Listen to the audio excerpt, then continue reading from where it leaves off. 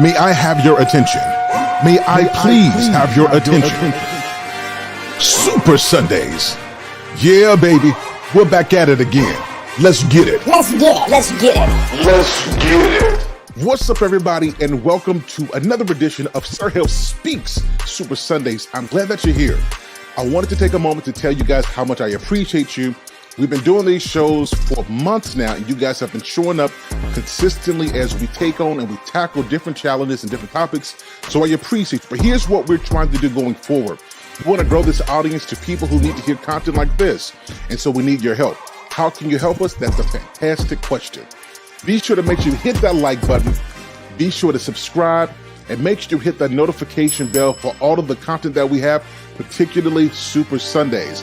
All right, guys, sit back, relax, enjoy. Make sure you invite somebody to Sir HALE Speaks Super Sundays. We're getting ready to go in. We're going to have a good time. Happy Sunday, everybody. Let's get to the show.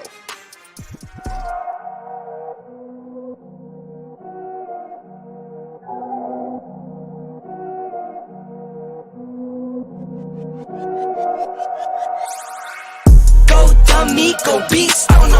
I go beast. Go deep, I OG on them. I OD. Apply pressure, put heat on them. Put that 500 degrees on them. 500 degrees. Go dummy, go beast on them. I go beast. Go deep, I OG on them.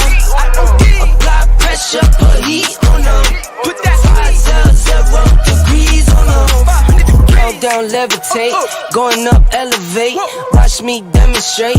On time, never late. I grind, celebrate. No pump, fake, hesitate. I've been scoring every day. Champagne, Perrier. Since 9-3, been in the box, now I'm stepping up to home. Like straight out the sandlot, now I'm plotting on the globe. I work hard, I show love, that karma steady growing. Got this far, I go hard, let God take control. I was starving skinny, now my weight up, got no energy for haters. See you trying, see you later. I'm shooting for the stars, need no laser beam, blowing like the greatest, but it's one who's always greater. Go dummy, go beast on them. I go beast. Go deep, I OD on them. I OD. Apply pressure, put heat on them. Put that 500 degrees on them. 500 degrees. Go dummy, go beast on them. I go beast. Go deep, I OD on them. I OD. Apply pressure, put heat on them. Put that 500 degrees on them. Smile good, skin clear. This here my year. Hey, look up here. This here my tier. Same fit 4 days. I grind 4 ways. I play no games. All me, no blame. On the wave, my own wave. Can't stop my shine. In the lane, my own lane. Can't stop my grind. 40 yard in the V12 and like 1.5. At 19, I cleared 19 in a month, no lie. Oh God. I was starving skinny, now my weight up, got no energy for haters. See you trying, see you later. I'm shooting for the stars, need no laser beam, blowing like the greatest, but it's one who's always greater. Go dummy, go beast on them. I go beast. Go deep, I OD on them. I OD. Apply pressure, put heat on them. Put that 500 degrees on them. 500 degrees. Go dummy, go beast on them. I go beast. Go deep, I OD on them. I OD. Apply pressure, put heat on them. Put that 500 degrees on them. 500 degrees. Young niggas coming to you live from a place where nobody else know to take it. They hand out, they want us to split the pie, right? Cause they realize that we gone crazy. Yeah, I flipped my pie, really did that 180. Yeah, I flipped my pie, really did that 180. Young niggas coming to you live from a place where nobody else know to take it. They hand out, they want us to split the pie, right? Cause they realize that we gone crazy. Yeah, I flipped my pie, really did that 180. Yeah. My pie really did that one. Who's that gon' tell me I can't do it? Better be on time with my bankroll.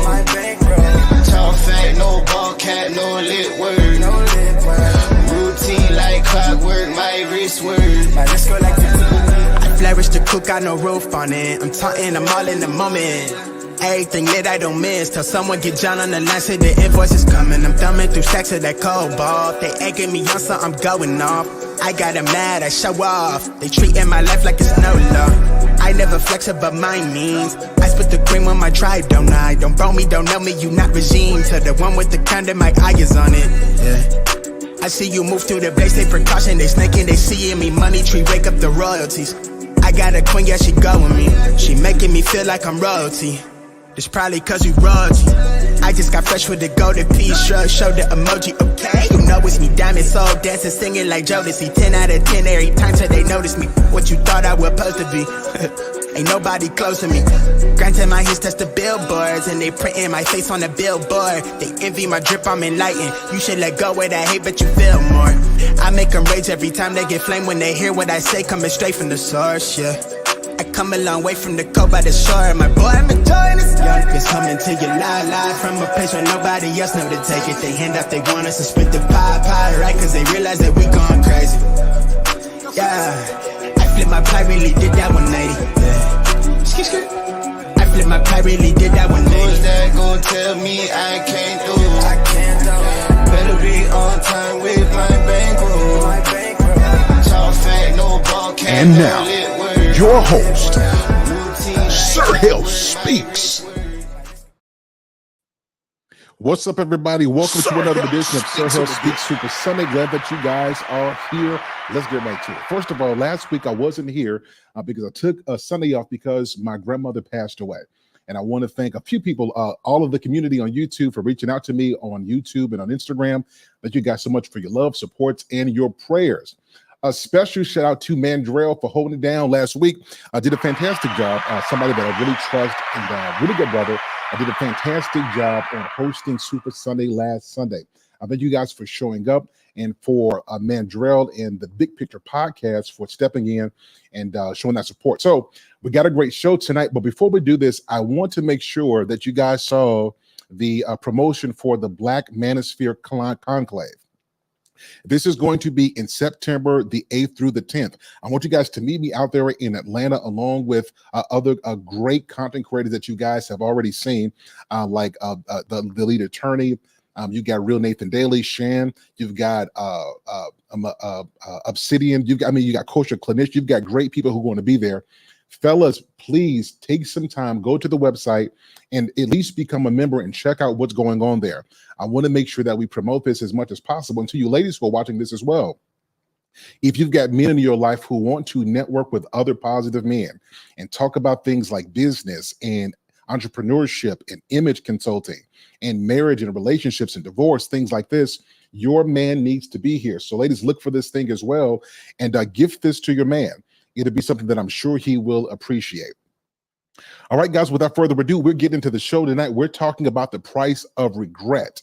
We're going to have a really good conversation, philosophical, but fun as well. And I've got just the right people here to help us have this conversation. If you guys are ready for a dope show, let us know in the comments so that we can get right to it and have a great time.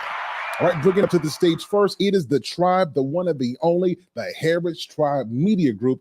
They're in the building and they're ready to give their perspective. Show your love for the one and the only, the Heritage Tribe. Oh, they're in the building. Salute, fam. Peace, everybody. Peace, peace. Thank you, Sir HALE. We missed you, sir. You know what time it is. We always right here. Family, sir. Good to have you back. Absolutely. Y'all, if y'all haven't been watching, the Heritage Tribe have been taking over. They just celebrated more subscribers, just celebrated continued reach. So y'all keep on supporting the Heritage Tribe. These are real, genuine people. So please show your support. Love this couple. All right, y'all, bring it to the stage next. Y'all know what time it is. This dude is lost, but is lost in translation. You'll see what we mean in this conversation. Bring it up to the stage. We call him Lit, short for Lost in Translation. He's in the building, ready to give a fresh perspective. What's up, my dude? Thank you, Sir HALE. How are you? Welcome back, sir. Harris Tribe. Good to see you guys. Uh-oh. He's back and ready to create problems. Mr. Reckless Ray is in the building with a fresh perspective. Y'all show your love for the one and the only. Reckless Ray is in the building. What's good, everybody? Like Sir HALE said, Reckless Ray in the building. Happy to be here. Shout outs to the chat. Shout outs to the panel. Let's get ready to rumble. Now that sounds like a rapper, some lyrics from a rap song. It sounds good. I like it, Reckless. I like what you're doing right there. Bring it to the stage. Y'all know what time it is. It's the one of the beautifully animated Speaks is in the building. What's going on, BAS? How are you? I'm good. How are you? Excellent. Good to see you. Love and hugs to you and your family. Hey, appreciate that. Appreciate you. Mhm. All right, guys, bringing up the host of the show. Even though he had some pretty darn things to say last week in my absence, he's back here again to show us give us his perspective, and give us and weigh in on the conversation tonight. Bring to the stage the one and the only Mandrell. The Big Picture Podcast is in the building. Nope. I'm just practicing for later. Practicing for later. What's up, man? Hey, everyone. What up, Mandrell? All right, y'all. And it's been a minute, but she's back and she's ready to give another dope perspective. The one and the only Jasmine Says It All is in the building. What's going on with you?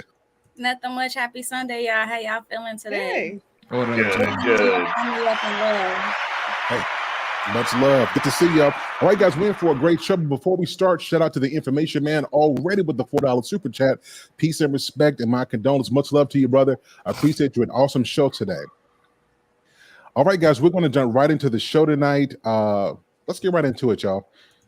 This first clip, take a listen to this and let me know what you guys think. A lot of couples talk about infidelity and they worry about being betrayed by their partner. But just as important and just as severe a betrayal is financial infidelity.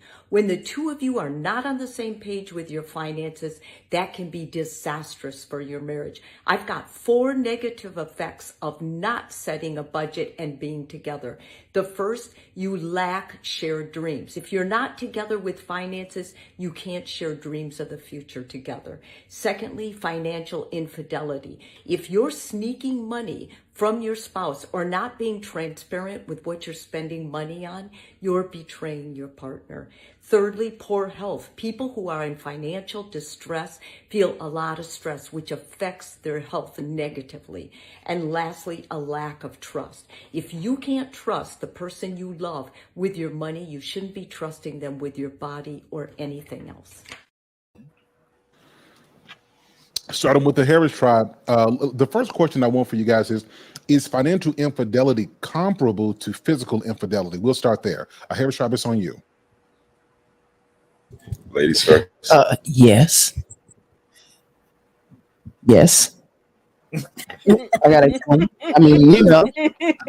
Yes. Putting us in debt. You know, we talking about high cost type debt. You know, we're not talking about spending $20. You know, so yeah, no, it's just like cheating.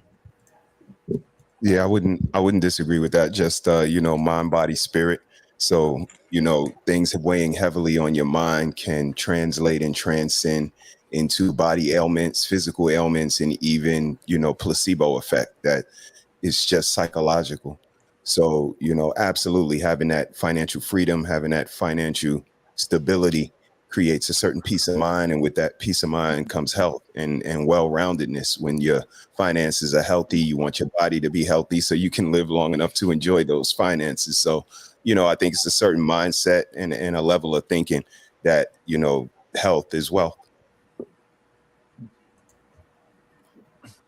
Excellent. Same thing for you, Lost in Translation. Is financial infidelity comparable to physical infidelity? Absolutely. It's still a breach of trust. Either way it goes, it's a breach of trust. If you can't trust your spouse, not in your presence, whether it be with somebody else or with their own money, yeah, it's a breach. Basically what happens is you're telling that person is that I don't trust you to tell you what's going on with my money, or I don't trust that you'll do the right thing. Either way it goes, it's not a good vote of confidence for the other person. And it's basically like walking on eggshells. So yeah, and then on top of that, you don't sleep good at night. I mean, for some reason, everybody seems to sleep better at night when everybody knows where all the cards are and everything's on the table. So yes, it is cheating. It's infidelity. See, I don't know about that, Lost in Translation. It seems like the broke people get the best sleep and go on the most vacations. I don't know what's going on in this world, but we'll talk about that later. Check their credit scores right here. Oh, Lord. You ain't never lied. Hey, Reckless Ray, what about you? Is financial infidelity comparable to physical infidelity? Now, to answer the question specifically that you asked, is financial infidelity comparable to physical? I'd say no, because if you're in my house and you're under my covering, it's all my money to begin with, so I'll do with it as I see fit. if I'm leading. Then if I lead us to the pasture, then that's one thing and I did a good job. If I lead us to ruin, then that's also my fault and I did a bad job. So I don't think that they're the same based on the question. Okay. What about you, beautifully animated? Financial infidelity, physical infidelity, are these the same? Well, the thing is, they are the same thing because a lie is a lie is a lie. Now, based on what Ray is saying, that's still both parties know what's going on with the money. You're handling the money, so it's still not a lie. The problem is the lies. Dang, y'all answer short as heck. Hi, Mandrell. What about you, Mandrell? Is financial infidelity comparable to physical infidelity? Comparable, yeah, but it's not the same. They're comparable in the context that they're both deception. You know what I'm saying? You're lying either way it goes. With Ray, to Ray's point, Ray, you're taking too much on, man. I mean, you got to let the lady know what's going on too. She's supposed to be your number two, your right hand person. So what you know, she needs to know. Where that money's going, you got to let her know that, because let's say something happens to you. She needs to know where all the stuff, all the resources are, so she can maneuver. And she needs to be watching you move, so that in the event that you're down and out, she knows how to move too, just like you do. So you know, man, you know what I'm saying? So I'm saying you're behind the wheel, yeah, but you need to teach her how to drive this thing too. So I mean, my chick has dyscalculia, bro. She ain't good at math. Hey man, there's nothing. Get her a tutor. Get her a tutor, Ray. Hey, Reckless Ray, put a pin on that one, because I'm going to circle back with a follow-up question on something you just mentioned. Yeah, but to answer your question directly, Sir Hill, it's all deceit. You know, so it is comparable. It's not quite the same thing. You know, personally, you're putting the partner at risk, because physically you're putting her at risk at giving her catching STD outside the marriage. They're bringing it to the house. You know, so you're putting her life in danger there. Financially, if you're keeping the money away from her, then like, what are you doing? I mean, if you blow, she might see something that you don't, and you make a mistake and blow the money. Something your lady could have caught and brought to your attention. So yeah, anyway, Okay. There you go. I can respect that. What about you, Jasmine? Says it all. Financial infidelity, physical infidelity, comparable? Well, infidelity is infidelity. So I want to kind of agree with what everybody else was saying. It's kind of like the same thing. But I guess it's different when you're not in a relationship and you single. When you get like that, you've been in a situation like that for so long. It's kind of hard to kind of shake that whole feeling of wanting to, I guess, almost like you got somebody else that has to keep tabs on your financial. So it's different when it's just you by yourself, single, not in a committed relationship, not married, as opposed to, I mean, if I was married, yeah, I need to know where every coin is going. I need to know where every coin is going. But I was listening to the video and I wrote down, she was talking about the lack of trust. You shouldn't trust nobody with your body that you don't trust with your money. And I felt that. I'm not even gonna lie. I felt that for real. Yeah. So if y'all watch that, go back to that part. If you can't trust this man with your money, don't trust him with that pocketbook. Okay. Dang. So I want to follow up to Reckless point, and then I want to get everybody in here as well. So let's say one of you guys are astute with money. Like you're a saver, you know, you manage it well, and you're with a person who's not as great with it. Can a marriage or relationship thrive if both people don't have that same financial acumen? I think so. I honestly feel like you got to learn something from somewhere. You don't just wake up financial literate. You don't have to make a couple of mistakes somewhere down the line. So if you dealing with somebody, or you in a marriage or committed relationship with somebody, and that person is a little bit more financial educated than you may be, or have more financial literacy, then it's that person's obligation to kind of like lead you on. Like, okay, well, I know you're not this good with managing the money and the bills or nothing like that. I'm gonna go ahead and take lead, and then after I take lead, I'm gonna show you how to do it. And that's pretty much like what you were saying about your girl Ray, that she may not be that good at math, but as her leader and as her man, if you're good at something, it's your responsibility to teach her, especially if you want a certain outcome. You're correct. I mean, you can put things in place. Obviously, like I've stated this before, like she's going to be set up with everything that I have, but it's going to be idiot proof. Like, because she's not that person. Like she ain't built like that. Like she's good at saving money physically, but like as far as like multiplying money or building, she's not good at it. Like she's just not good. So it depends. You're right. It does depend on the setup. And I guess where the infidelity part comes in, like beautifully animated said, was the lying. Like I don't have to lie. It's like I get to decide what happens with the money, and that's just what it is. So that's a little bit different, but also she's on board with the plan. It's not like she just showed up and I was like, listen, it's all my money and this is what it is. It was like, this is where I'm trying to go. This is what I'm trying to build. Do you want to be a part of it? And she was like, yeah, handle it. Okay, let me throw you guys a scenario. Let me get Mr. Harris Tribe. You guys, a couple comes to you, and they're a young couple. They've been married for about 5 years, and they've worked really hard, taking on extra jobs, saving some money. Somebody doing hair on the side. I mean, they've really saved. There's $25,000 just in the savings account, right? $25,000 in the savings account. Husband has an idea one day he wants to start a business. And so he takes that $25,000 and he does whatever he does with it without, talking to her about this. Is that a form of financial infidelity if that situation occurs? And what advice would you give to the person dealing with that? Man, for me personally, I would say yes. Especially not bringing that plan to me. You're going to, like you said, you're going to do what you're going to do, and I know your plans are pretty, concrete. I'm confident in that, but me not being aware and just finding out, I would be upset. It would be a problem, but hopefully that business would be prosperous, and what do you need me to do to help this push? What extra am I going to have to do on my end to make sure that this money doubles, triples, or whatever the case may be. But that's because I have a good leader. I'm lucky.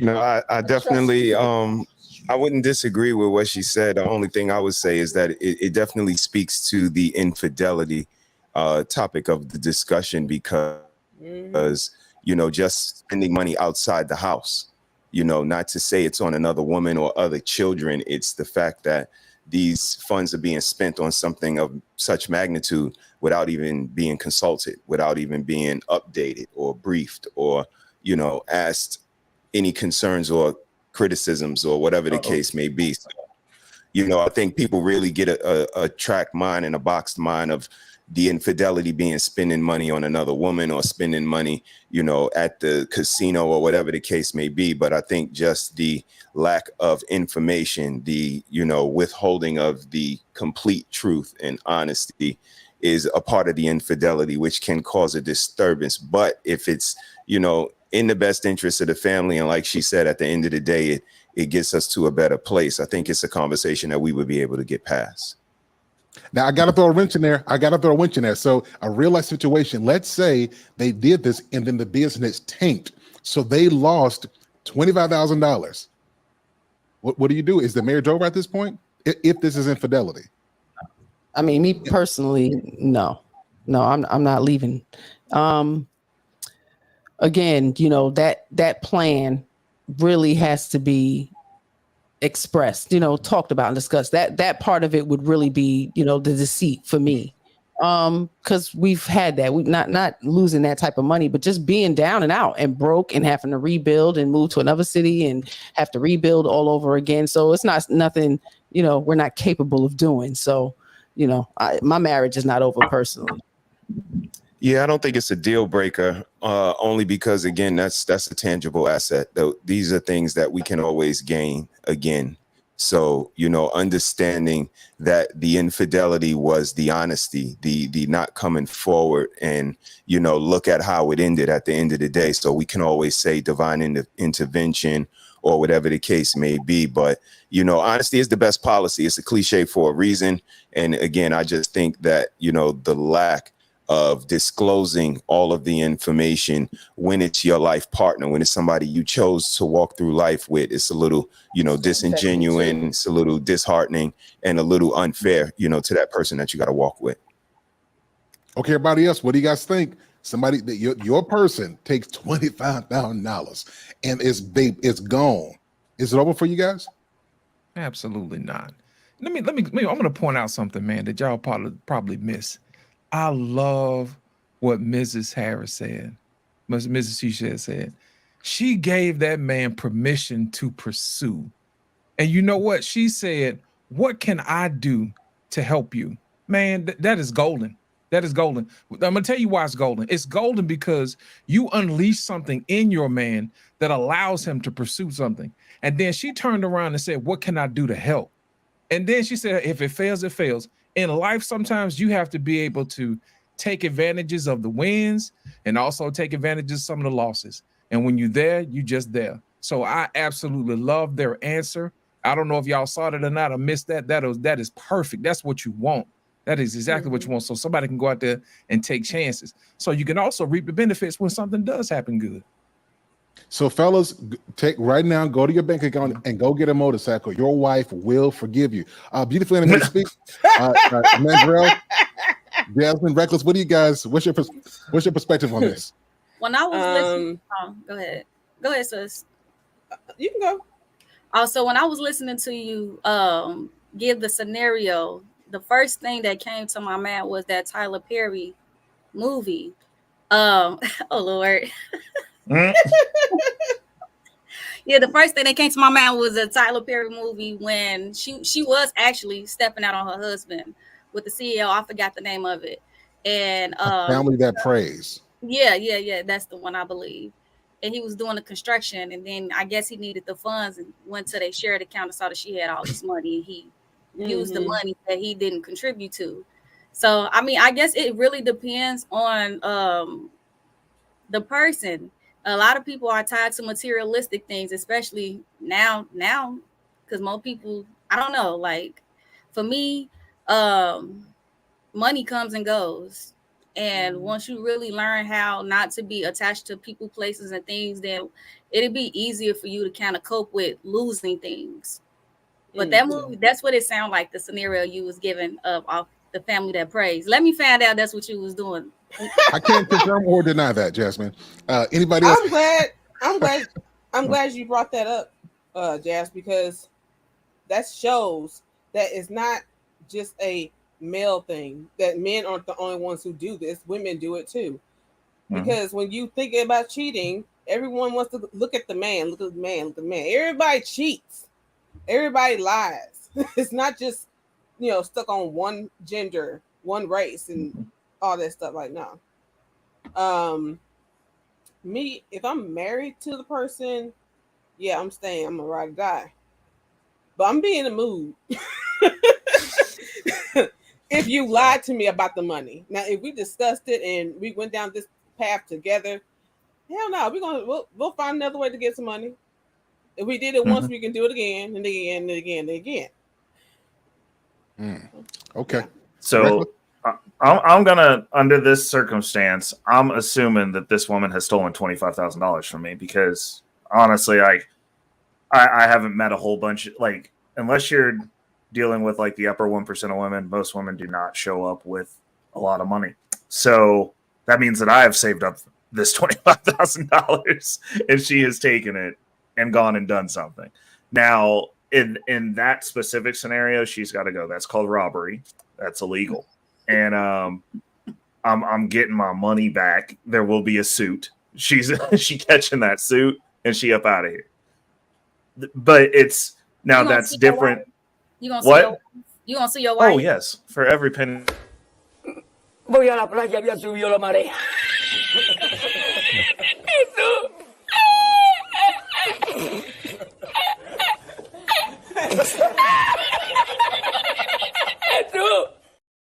Yeah. She catching that suit. Your wife? She getting a corporate lawyer too. She gonna get a. Voy a la playa, había subido la marea.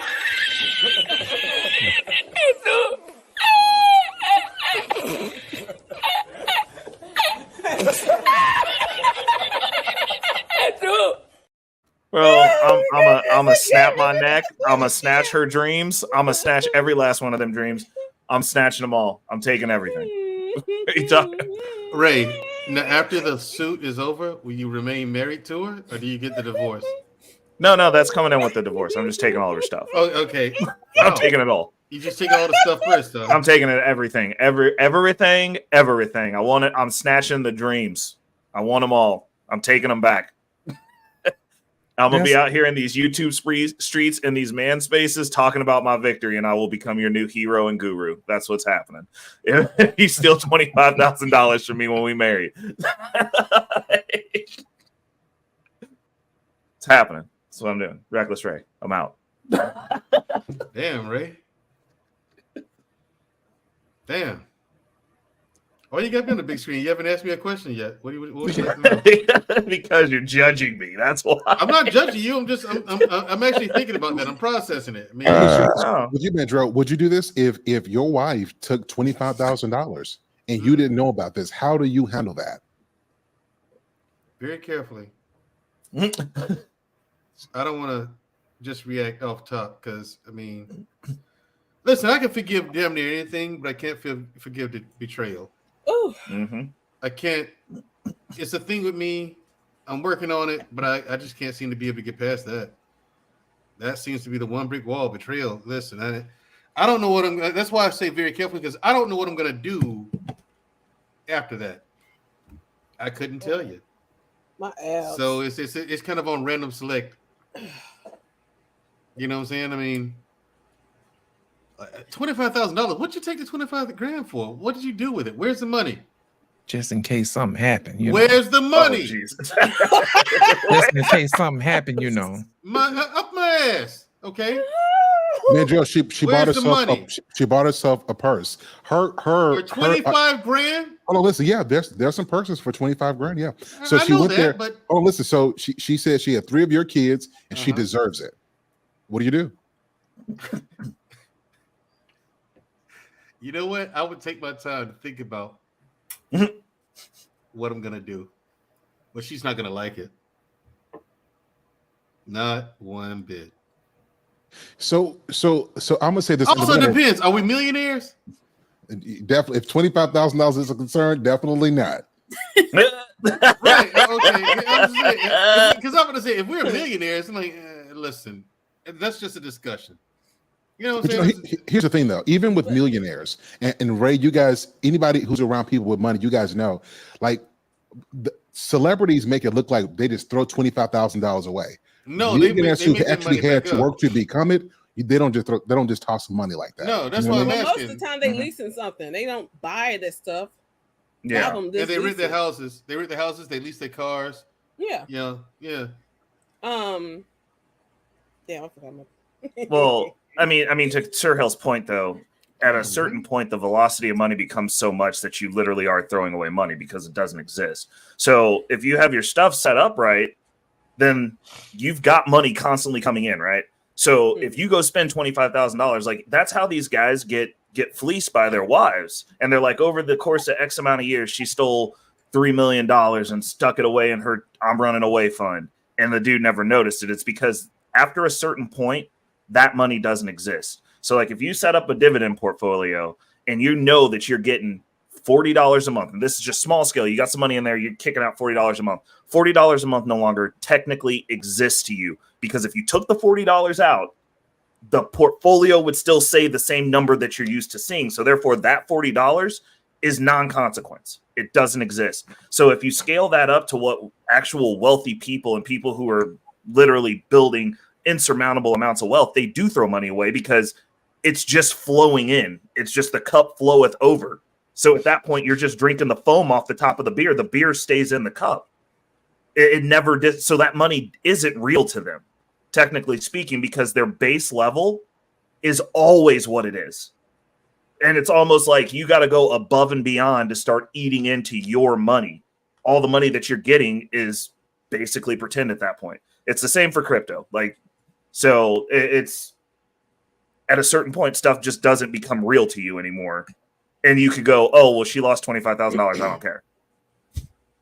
But it would be the premise of it. Like, she stole that money. Like now you know someone's stealing from you. But see, that's the thing right there. You're stealing. Yep. I can't stand. Wait, so hold on. Let me ask the married couple. Harris Tribe, if it's their money, is it technically stealing? I can't steal from her. No. She can't steal from me. I mean, illegally, no. No, it's ours. Sorry. It's ours. Right. And that's why I said what She had enough. But we were together when we were broke, so you know it's really not a problem looking at it as ours. But you know, anybody that doesn't look at it as ours, to me, is very unique, because again, if someone breaks the windshield on the car and we got to call Safe Light Repair and I don't have it, she gonna give it to me. So it's no such thing as my money, your money, our money. Like, it's just money. There's no extra, because something's always going to come up and we're going to need to be able to handle it. So, you know, I think it's just a matter of perspective. And, you know, when you've been in it like us, from washing clothes in the tub with us to not no more, you know, it's really not that serious of mines and hers, and it's all ours. But when you think about betrayal, you know what makes the betrayal worse, like so horrible, is that you have to work. You have to actually put in energy to betray somebody. Like, not betraying someone is the easiest thing to do. You had to work to betray this person. It makes it even worse.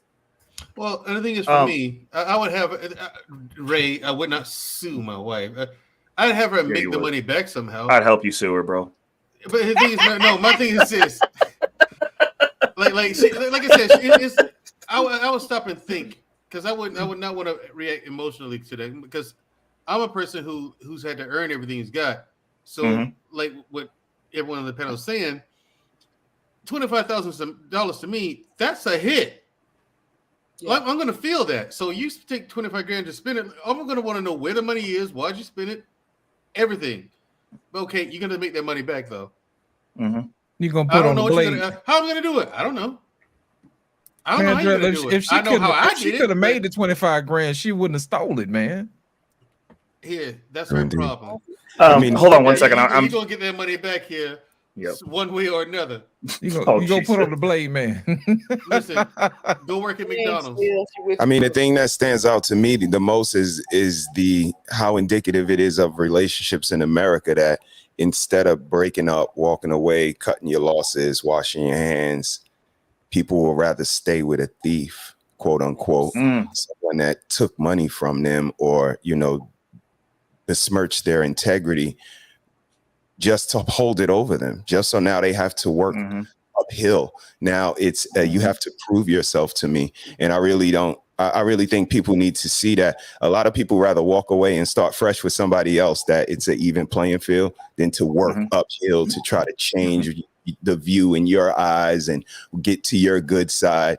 And this is what it is in America, but I think it's indicative of jail. We would rather get revenge and see somebody punished than really get to resolve, get to, you know, therapeutic, mediating, you know, constructive, forward moving progress. So I think it's really the way we process, the way we were taught by America. And, you know, for me, I'm always that guy that is priceless. Walking away is priceless. I don't care what it costs me. I don't care what restaurant we at. I don't care how much I pay for the first date. If it's $750, that's priceless. Getting away from you, from having a baby, 18 years, getting in a marriage with you, paying for a divorce, getting took for half. It's so much easier to get rid of you at the Shark Bar. So, you know, I'll fly you out. I'll fly you in. I'll pay for whatever. It's priceless. The lesson that I'm learning, and getting rid of somebody that was detrimental to my life, I'll pay, you know, an insurmountable amount. I just want to take a second to give the Harrises some roses too, because he said something very indicative of their situation, is she grinded with him when he didn't have nothing. They had nothing together. That's something that also he got himself a real one. And they're both a reflection of how great the other one is, because she was with him and saw the vision when he had nothing. Most women are not signing up to be there for that level of struggle. Yeah. Right. And she did that. That goes to show her character, and it goes to show his ability to pick somebody. That's like a kudos to both of you. And I don't want to skip past that without somebody pointing out something that's so important and something that's such a good example for other people and other cultures. And like, I really honestly thank you for sharing that. Now, when I would like, if you're coming in, and like, this is from my perspective, if you're coming in and the ship's pretty much put together and in the water, and you start punching holes in the ship, that's a different conversation. like you didn't help build this ship either. Like, you showed up, and that's the reason I look at it the way that I do. Like, if you come into somebody's life and they're already set, and then you're taking what they built, that's a high level of intentional betrayal. And so like Mr. Harris was saying, you got to cut bait on that. Like, I don't know that there's any fixing somebody with that mentality that they're going to come show up, be like, cool, I met you on the way up to where you were at a level that was acceptable to me, and I allowed you to choose me. And now I'm going to start taking from you because I feel entitled to this stuff that you put together. Like, that's a different conversation. Sir, here's my thing. We got 60 seconds and we got to move on. Go ahead, Lost in Translation. Yeah. One of the things I wanted to talk about was what we talked about earlier. You got to have check-ins from time to time to prevent stuff like that. You got to ask your spouse, hey, is there anything that you need? You know what I mean? Something as small as that could head off all this stealing. Because, you know, if you have somebody that's constantly coming to you and ask you, do you need anything? Then they don't have a reason to run away. They don't have a reason to steal from you if they know that, hey, I can sit down and I can talk to this person about anything. So you got to check in with your spouse from time to time to see if they need anything. That's a fact. So I want to say, to everybody's point, you can overcome anything. Even if somebody does spend several thousands of dollars, the key point, though, is if you're arrogant about it and you say something like, well, it's my money too, you can't grow with somebody who doesn't show any remorse for what they do to you too. So great points, everybody. Good stuff. Guys, if you're just tuning in, hit the like button. We're getting ready to take the conversation to a different level. Y'all take a listen at what this lady says, and I've got a question for everybody after this. What is something that you'll get a lot of hate for if you say it out loud? That a lot of parents out there regret having kids. A lot of women have been sold on the idea that being a mother is everything, and that if you don't have kids, then what good are you? And then once they have kids, it's not all flowers and roses like they've been told. Nobody tells the truth about the real cost in having kids. Babies are born sick and they have ailments. Partners can't handle it and they bail. And then it's a great disappointment that the child grows up to be something totally different than the idea that you have in your head. And once the resentment sets in, they tend to lash out at people who chose not to have children, mostly out of jealousy because they have the freedom to do things while you still have a child attached to your hip. So if you're considering having kids, think long and hard, because having a child is a lifelong commitment. It doesn't end when the kid turns 18. It lasts a lifetime. So the question on the table for everyone, let's begin with Jasmine Says It All, and I want to end with the Harris tribe, is, can a parent regret having children and still parent well? Yes. I believe you can. I feel like we all make decisions that we regret, but everything is a teachable moment. You get what I'm saying? So say, for instance, most of my friends, most of my family, everybody have multiple kids. I never wanted children, but I have one because I learned from my mistakes. I not regretted having her, but I should have just not had any children to begin with, right? Me learning from my own mistakes, saying like, okay, well, I knew I wasn't ready. I shouldn't have a child in the first place. That didn't keep me from being a better, from being a great mother. I just know that I don't want any more children. So I just feel like you can make a decision. And a lot of times we make decisions prematurely without having no evidence, without the support that'll back us up. And a lot of times, especially like with these kids, you don't know how they're going to come out. You don't know if they're going to be autistic. It's a lot of work if you have an autistic child. You can have a completely healthy mom, a completely healthy dad. Nobody in the family have autistic. all of a sudden you had this child with autistic and you can't work, you got to be hands-on and stuff like that. So I mean, that doesn't mean that because you regret having something that you didn't learn from it, and it doesn't make you a better person or make you play a better role in that child life. So yeah, that's my response to that. Interesting. Okay, Mendra, what about you? Can you regret having children and still parent well? You muted. You muted. I don't know about will, but you can still parent. Yeah. I mean, because that's I don't see how that's not going to be in the back of your mind. You know what I'm saying? But at the same time, we've all done things, found ourselves in situations where we regret being in that situation, but still did it well. So I've never been a parent, so I don't know. You know what I'm saying with this one, but I imagine you could do a decent job, but still, have that regret in the back of your mind. It depends on the person, though. It might be a rare occasion because people's willpower and constitution is limp noodle these days. They don't make them like they used to.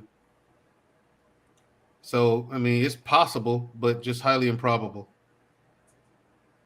Interesting. What's up, Gala Knight? She says, I regret having my child when I had her, but I'm happy I have her. I wanted a big family, at least 3 kids, but life didn't play out that way. I think that's a good distinction.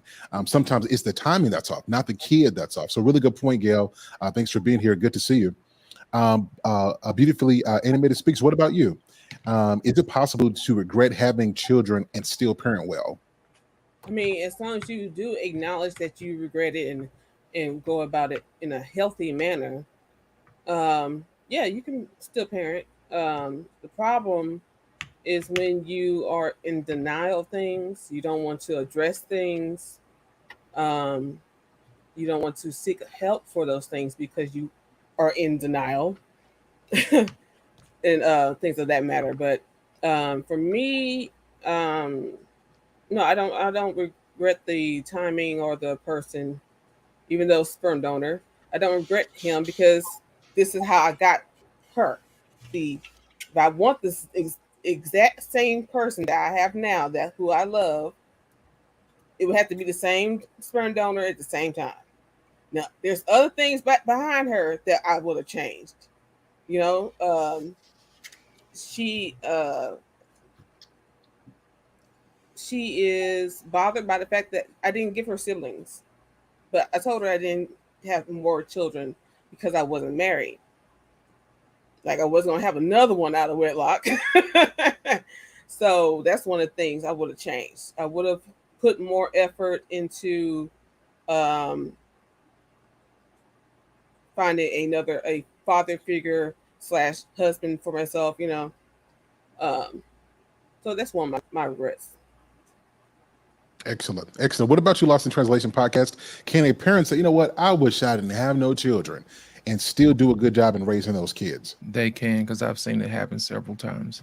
Mm-hmm. In a moment of weakness, I've had a few of my friends confide in me and saying, you know, hey, I wish I didn't have a kid. You know what I mean? And normally what happens is that's just a temporary moment of weakness, because usually about a day or two later, their kid says something so stinking cute and profound.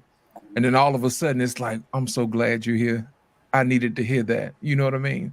So it's all about timing, to be honest. Normally what happens is that person who had the baby had a plan in their head on how they thought their marriage was supposed to go or their relationship was supposed to go. And it didn't quite turn out the way they wanted it to turn out. So at that point, they regret having a child probably with that person, but they don't regret having that child at that particular moment in time. So it's a timing thing, but I've seen it happen several times, and they've actually turned it around, and they've had some fantastic kids that I if I had kids, I would want them to you know, be my baby mama, you know what I'm saying, or wife, because of the way that they raised them. But at the same time, it's all about timing that situation. And usually when they say stuff like that, it's in a moment of weakness. You know, the responses you guys are giving are very mature. But I'm going to show you guys an ugly side of this as well. But I hope we before we get to this, mature at this age. Oh Lord. I say that for a couple of reasons, but we're going to get to you guys are going to see in just a second. Reckless Free, what about you? Can a parent regret having children and still parent well? So I'm a product of a single mother. And I know for a fact she had me when she was 18. I know for a fact she never verbalized it. She never said it. But like, there ain't no way that your senior year in high school, you get knocked up and you're like, this is awesome. My life's going to be great. Because it's not. It's just not. So yes, she did a damn good job. She made me. I'm freaking awesome. Was it hard? Yes. Did she sacrifice everything to put every resource that she had into the one child that she decided she was going to have? Absolutely. Did it 100% change her life? Yes. Was it for the better? We don't know. You'll never know, because that timeline for her was cut off because of the decision that she made to have me.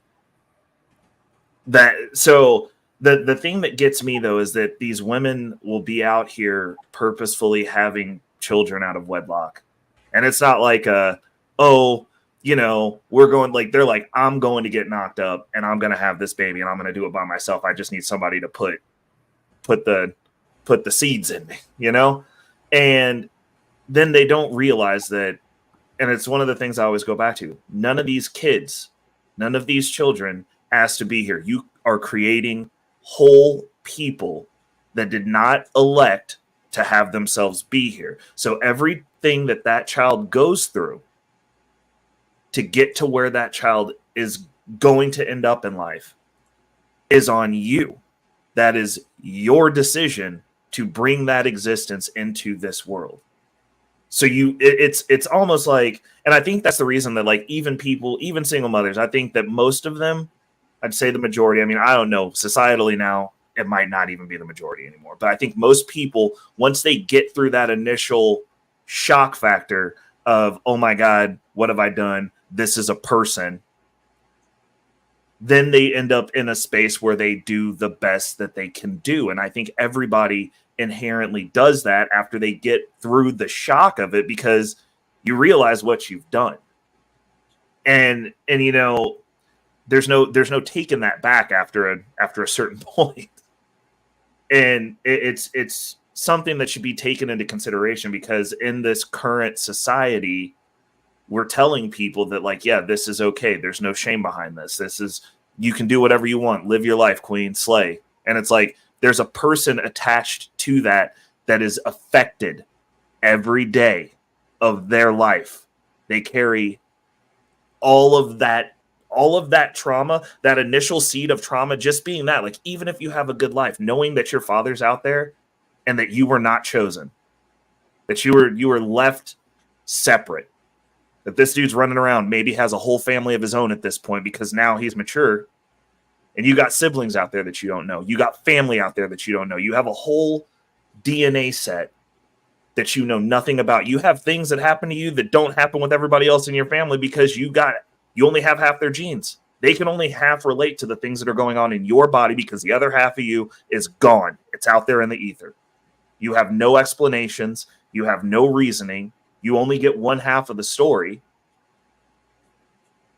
And they have to live like that forever. So that's something to keep in mind, that, like, there's somebody that's affected besides your own ego when you create another living being. Excellent stuff. What about you, Harris Tribe? Can a parent regret having children and still be a good parent? I would agree with Lost in Translation. I would say yes. Speaking personally, the last one, I was 38. So husband was 41 years old. Absolutely, it was questionable. Like, listen, I'm kind of old. I'm geriatric pregnant. Like, I actually went through that. The doctor said it and had to be monitored extremely. Like, it was detrimental to my health. And not just that, even though it was very successful, we were pretty lucky. But everybody is not guaranteed that. So yeah, the regret of contemplating not having, and then having, and like doing the work. It's a battle, because when that child touches this land, the work is there, And do you have the strength? Do you have the time? Do you have the time to be present still? We were already in the game 20 years.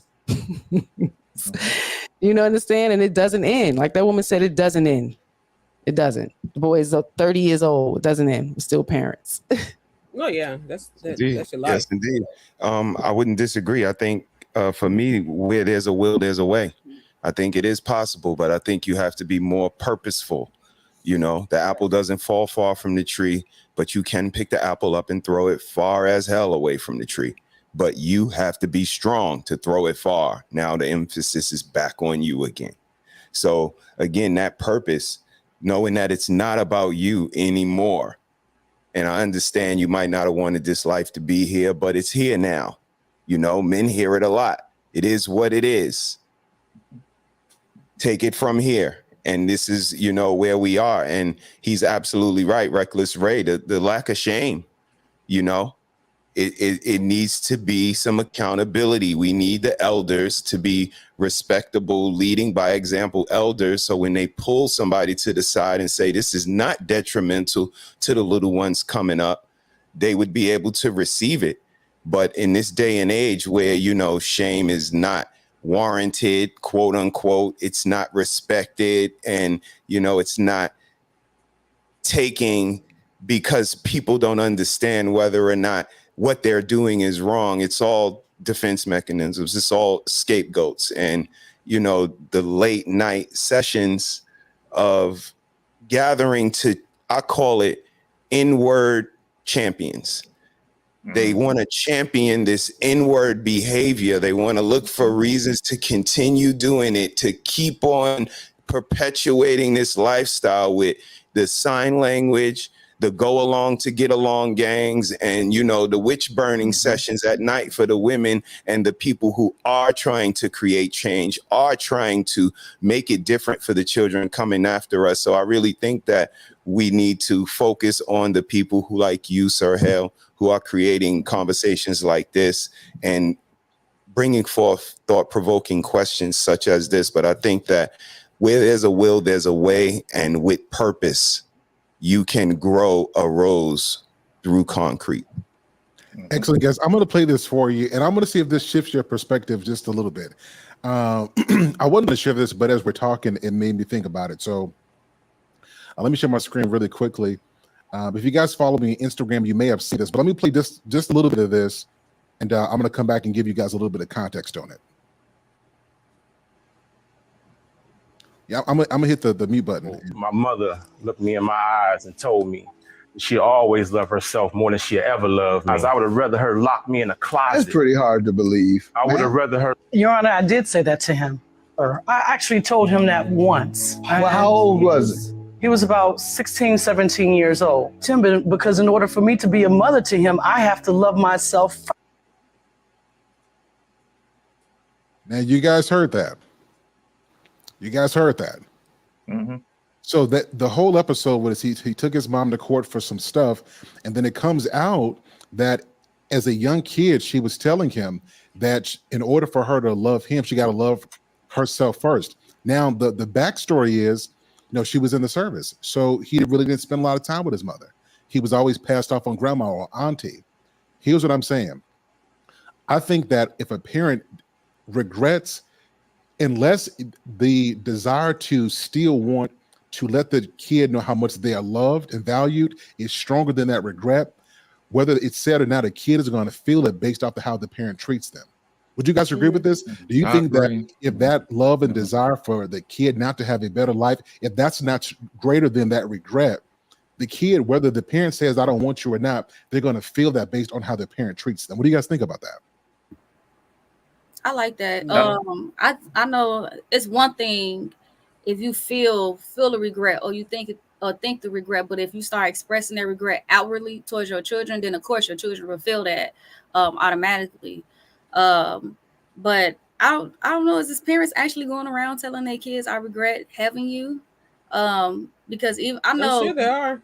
There are some. I would never do nothing like that, no matter how I may have feel with the decisions, because a lot of times when we make regrets, it's only simply because things not going our way. right? We want something to be perfect, and anytime it's anything less than perfect, I regret this. I wish I never done this, or I wish I would have did it a different way. So a lot of times we sit up here and say that we regret something because, yeah, like I said, things not going our way or things just getting a little tough.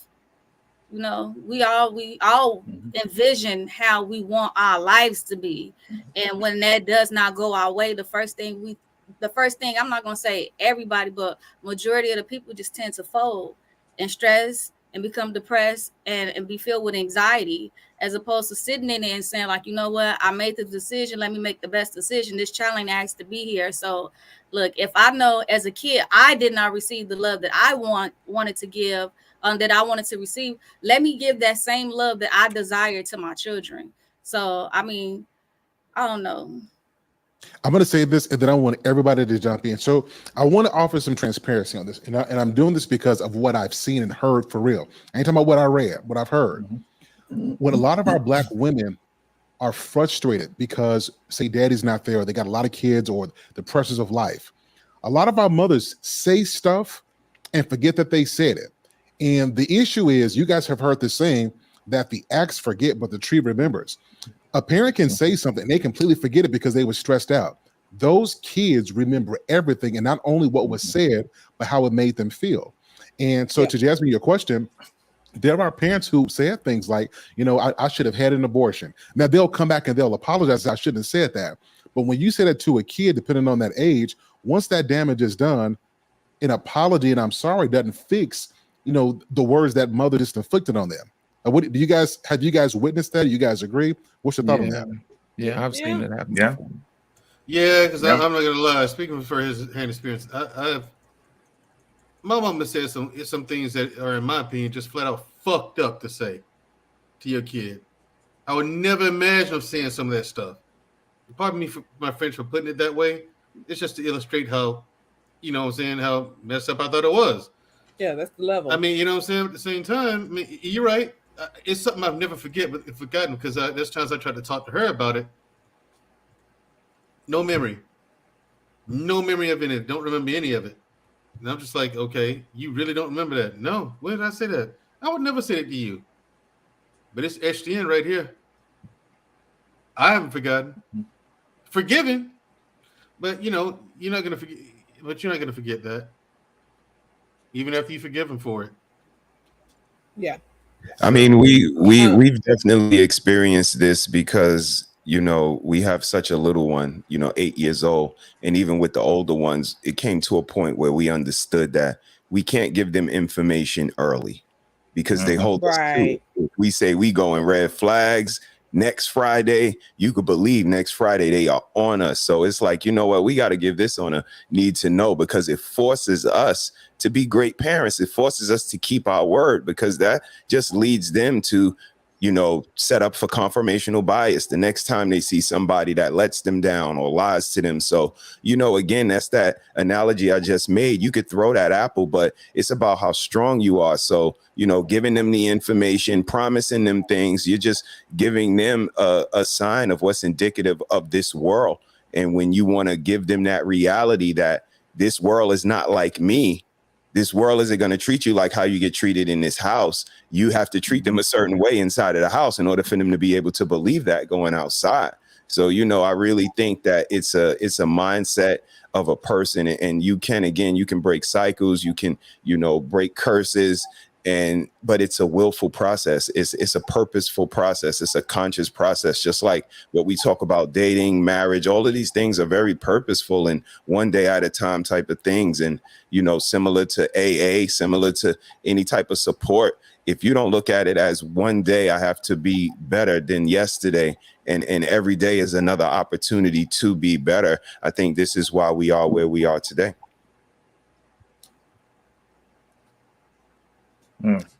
I'll say this. Oh, okay, beautifully, and then Medi speaks. So, yeah, the age, and the experience of life matters. I'm a straightforward, blunt person. So sometimes when I would talk to my daughter and say things, whatever, she didn't take it the way I thought she should take it, you know. the way I thought I was giving it. So there was been plenty of times where I had to like talk more to explain or whatever, but her feelings were still hurt, you know. She understands that I didn't mean to hurt her, but the feelings, you know, emotions aren't logical. The hurt is there. It doesn't just go away easily. So you do have to worry about. I mean, you do have to pay attention to the words you use and the energy that you're delivering it with, and all that stuff when it comes to kids. And let's see the what Mandrill was saying about his mom not remembering things. So during one of my therapy sessions, my therapist says that you forget things when you're stressed out. It's your mind's way of protecting itself, whatever. My daughter will have conversations and she'll be like, "Do you remember this, that, and the other?" Nope. But I still apologize because I know, knowing me, what she's telling me is a possibility that I did say that or do that or whatever. So I still apologize. You know, it's messed up that, you know, I would want to remember so I know where she's coming from fully, but I don't need to fully understand to know what she's feeling and stuff like that too. I don't need the definition to know what she's feeling and why. I'm saying. Okay. Yes, let me say this real quickly, and I'm gonna give you guys a personal story. And if you guys see me tears coming down my eyes, that is a glitch. I don't cry. I work out in the gym, so these ain't tears at all. Now, so what happened was I was talking with my daughter, and this is a true story. And you know, the girls go through different phases. Boys and girls are just different. I think I reached out to the Harris tribe, like, look, what do I do with these girls? I don't understand it. So I reached out as a father, trying to figure out how to be a good father to my daughters. They get along with their mama. Their mama spend all kind of time with them. And so she was acting out one day, just really going off. And I'm at the place where I don't want to be spanking my kids. At this point, if you can't follow my voice, then we got some serious problems. So I'm teaching them how to follow instructions. So what happened was, you know, she was acting out of character. And I ended up saying, if you don't behave yourself, I'm going to send you away to boarding school because I will make sure you have discipline. Now that sounds mature. I'm telling her I'm going to send you to a place to learn to get discipline. All my daughter heard was, I'm going to send her away. I didn't recognize this until like months later when she started acting out again. And her response to me was, and this broke my entire heart. She said, I know, you're gonna give me away. Daddy, I was crushed. Because I recognized that as adults, we might mean something one way, but if you don't understand how the kid perceives that, you might have great intentions and still break your child. And what did I have to do? Once she said this, I didn't say, you know what? I didn't try to explain to her what I meant. I told her I was sorry and told her that you are my child and I would never give up on you. You are my child. And so it wasn't that one time I had to come back and do that again. I say this to say, sometimes us parents need to know when to shut the hell up.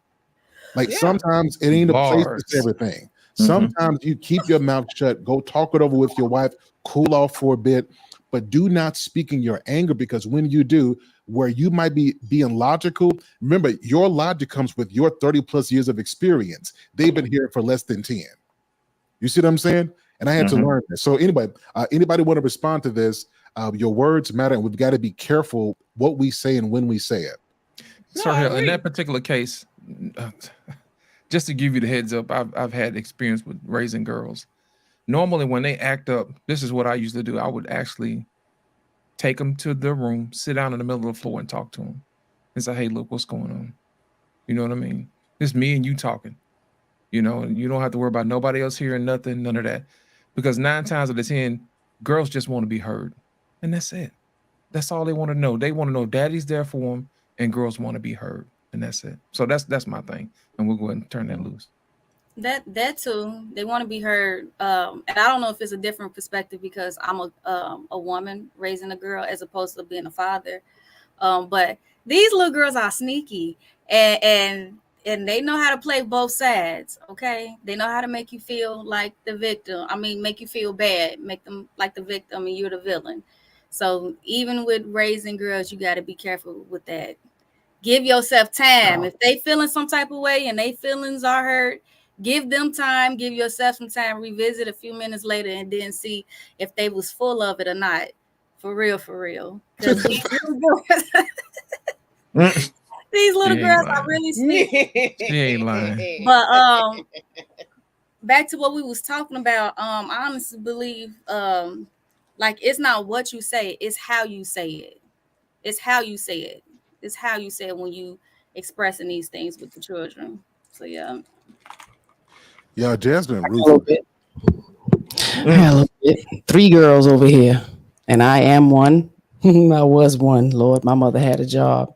Let me just say, I do my shame show because there was a lot of information that I didn't get as a little girl.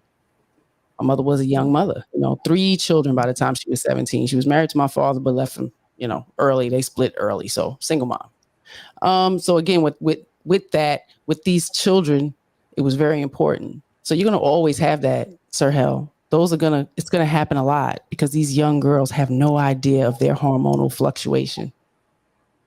It starts at 8. So imagine by 15, 16, it's amazing what they're going through. They have nobody to talk to about it, nobody to get answers, dialogue, and the fact that if there's a mother on the other end, it's our job to kind of explain daddy's job.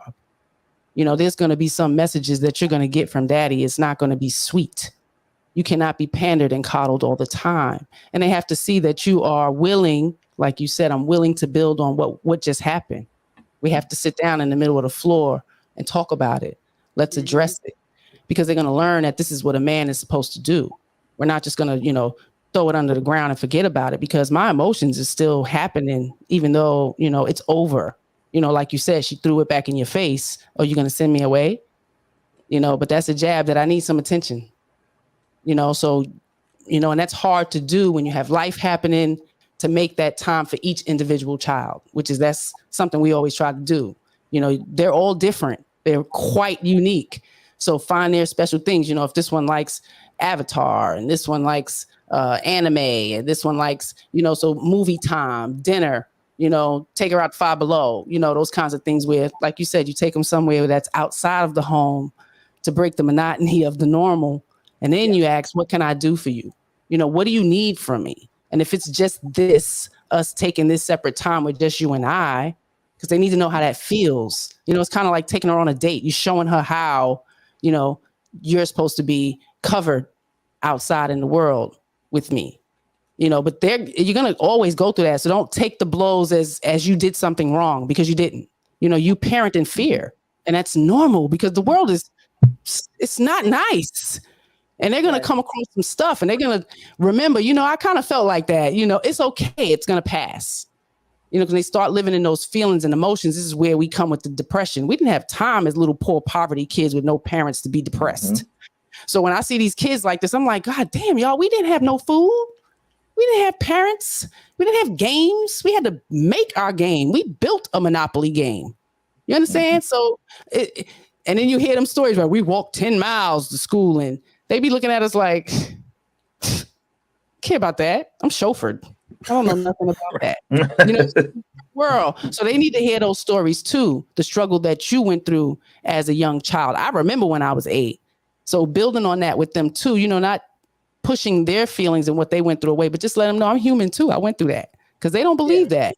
It's a repeated conversation with my child that, mommy was a baby before. Well, really? Y'all smart, but yeah, I was a little kid. It happened to me too. So that's all. Just, to build yourself up. Don't stress yourself out too much, because, we're flawed. Like, we're going to make mistakes as parents. It's going to happen, but let them know I'm willing to do better for you. That's pretty much it.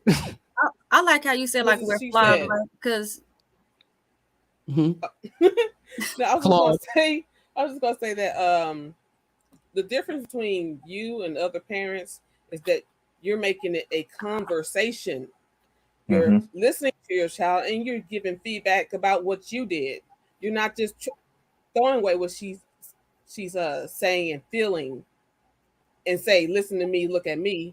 I had it worse than you, and this, that, and the other. You ain't got nothing to worry about." That's the problem with parents today. They acting brand new, like they never had no problems. Okay, and it's like, no, you ain't got nothing to worry about. You a kid, you ain't got nothing to worry about. Mm-hmm. You problems too when you was a kid. What you talking about? They actually worry about everything. Yeah, they do. Mm-hmm. They worry about everything, especially if they have no structure. If they don't know what's happening from day to day, time to time, like just even in the day, is dinner at 6 or is it at 11? Yeah. Ciao. Like, what's going on here? Do I take a bath or not? Am I supposed to be dirty for 3 days? Are we not supposed to clean up? Like, listen, homes are different. They are, and if they don't know, a lot of us are just repeating cycles. This is all I saw. I saw nothing but dysfunction. And I said, no, we're not doing that. I saw way too much of it. So as soon as I see it, it's like, wait, hey, it looks a little crazy. Let's pull back a little bit now, right? I will say this though. So now this may be a little bit old school, but here's what I believe. I do think that in this culture today, I think we give too much say to our kids. And I'm gonna tell you why I say this. I think that kids now believe that everything is a negotiation. And I think kids today need to learn that at the end of the day, when I tell you something, that's exactly what I mean. It doesn't mean that I don't value your feelings, but when I tell you something, that is what I mean. Would you guys agree that that's a problem in this current climate of raising kids today as well? But you're having problems from kids who don't feel heard at all, at no point in their lives. I know, like, with the way that I raised my child, I know she said something about like flawed, right? And when me and my daughter, we engage in conversation, because she's, I would say, a preteen, with the hormones and all of that other stuff going on. I let her know that, like that I'm not perfect. And just like when you make a mistake, you want me to have grace for you, I need you to have grace and patience for me. Just like you want me to listen to you, I want you to listen to me. So just really creating that safe space for her to express herself, but in a way where it's not disrespectful. Because I remember as a child, I will always have adults tell me a child is to be seen and not heard. But then if they would have listened to me, a lot of things would have been prevented.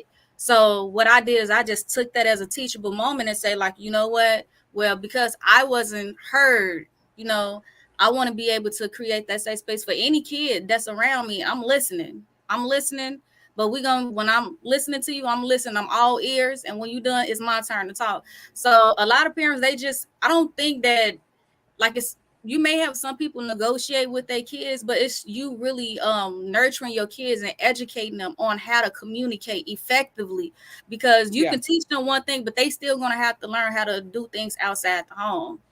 So yeah, and I'll teach my baby, we as a team, everybody that stays in this household, that's in this family, we're a team, and everybody has to play their part. So just like your part is listening. If I'm telling you, I'm teaching you to do certain things, I'm teaching you how to carry yourself a certain way, I need you to listen and follow the instructions that I'm giving you. Then, because if you put it to your child that way, nowadays, I don't know why kids think everybody is rich. I have kids come over my house, they don't want to leave because they think I'm rich, and I'm like, I'm nowhere near rich, but they always asking for something. So I explained it like, you can't ask me for anything if you don't follow instructions. I have to work hard for everything. Therefore, you have to work hard and earn it. You get what I'm saying? So it's just really just teaching from this, how it worked for me and how it works for me. Like just really teaching her like that we're a team, and it's it's an open door. You say these words, we are a team. Yeah. I think this is the womanist of women response I've ever heard. I don't think I've ever heard a man say, family, we're a team. Now, listen, to your point, I think as you get older, you get that. But kids, it needs to be drilled into them that when your parent said something, to follow instruction. Because if they don't learn that early, you're going to pay for it later. That's what I've said. Fellas, what do you guys think about that? I just don't. Oh, go ahead. Go ahead, Lost. I'll go after you, bro. Yeah, Sir Hale, you absolutely correct. My dad told me delayed obedience is disobedience. He wants you to move for a reason. And sometimes he don't have all the time in the world to explain it to you.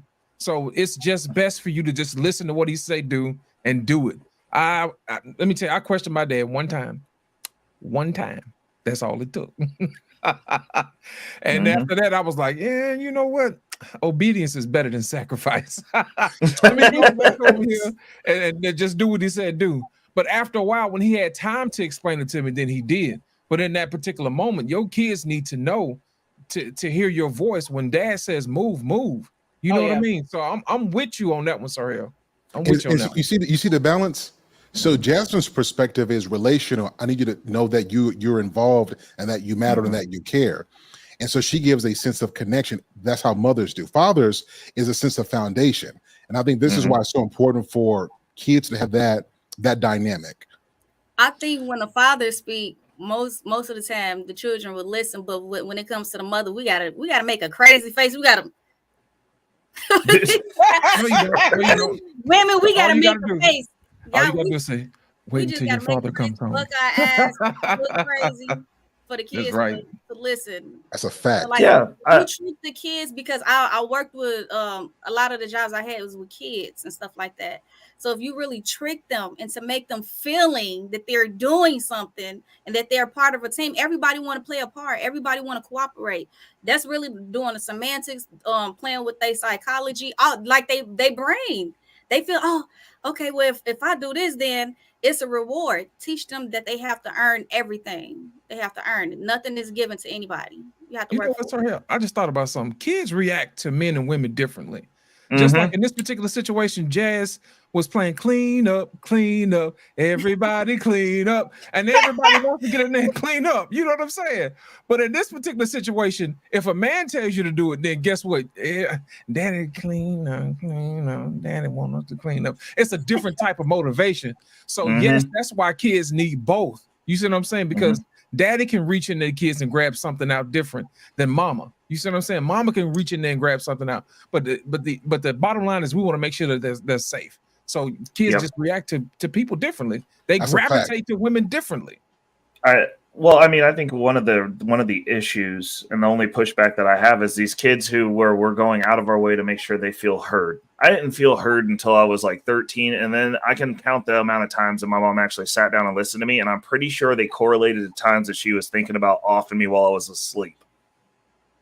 It's just off rip. Like, she was like, look, I've done everything else. We either going to have a conversation or I got to get you up out of here and off this planet. Like, that's just what it is. But I just don't understand. Obviously, I'm speaking from a male perspective here, where the things that you learn growing up not being heard is hierarchy. You learn respect for authority. You learn how to follow direction. And I mean, sometimes some of that is, and like me personally, the way that I grew up, there were times where I was like, I'll take the beating. I'm going to do what I want to do. But I had to learn that there was a consequence on the other side of that. So like now I'm making the decision to do this. And like when I get jacked up, I can be upset about it, but like I made that choice. And it teaches you choices have consequence. But like we have a bunch of kids that grow up now that think that they have a seat at every single table. You look at some of these young gentlemen who are out in these spaces that know nothing about the stuff that they're talking about, but they think that they need to be heard because they get to have an opinion. Because they've been heard their whole lives. Nothing to say, but just out here just getting heard for the heck of it. Like you are a child. While you are a child, you sit at the child's table. You live a child's life. Like you can be groomed to grow up, but like you have to earn these things. These aren't things that you're inherently, if you're 6 years old, I don't care what you have to say. You're 6. Don't talk to me. Like we are not having a conversation back and forth as peers. You are 6. Like you're a child. As these people, as we're growing up, and I understand it's because a lot of us went through very traumatic and hard lives growing up with our parents that we had. And the thing that happens is you become an adult and you go, I'm never going to do that. But that, some of that is what made you you. Some of that worked. Excellent. And we're doing none of it. We're throwing the baby out with the bathwater. And now we have a bunch of people who just crumble. Like the amount of stress that the generations that are coming up now, you look at your average 21-year-old to 30 years old, they can handle nothing. And see, here's another problem, Ray. That's the reason why boys can't lead these days. They never learn how to follow. Following is learned sitting there in a corner, shutting the fuck up. and paying attention. They don't know how to pay attention because they want to have an opinion about everything. They want to sit at the table. Well, no, you haven't earned your seat at the table. You haven't proven yourself. No one's making anyone prove anything nor learning. So if you have nothing to prove, why learn anything? Right. No, you're gonna do it for me, right? Mom's gonna do it for me. You'd be amazed how many guys joined the army, didn't know how to use a washing machine to wash clothes. I had to teach them how to use a washer and a dryer. I had to teach them these kids how to iron their uniform. You know what I'm saying? We were in basic training. They didn't know how to iron the uniform. I'm like, you know how to iron? No. What's that you're spraying on your uniform, Harris? Starch. Why are you using starch? Wow. What? I'm like, what planet are you from? You didn't do this coming up? No. Who did? My mom did it for me. You'd be shocked at how many kids like that. No. I'm not completely with kids should be seen and not heard, but you can whisper. But you need to do it from over there too. That's just great, man. I was saying. No whining zone. Right. You know what I'm saying? Make a big ass sign and explain to the children what it means. No whining zone. Whining will not get you anything. I need words. I need you to articulate your needs and your desire at this point.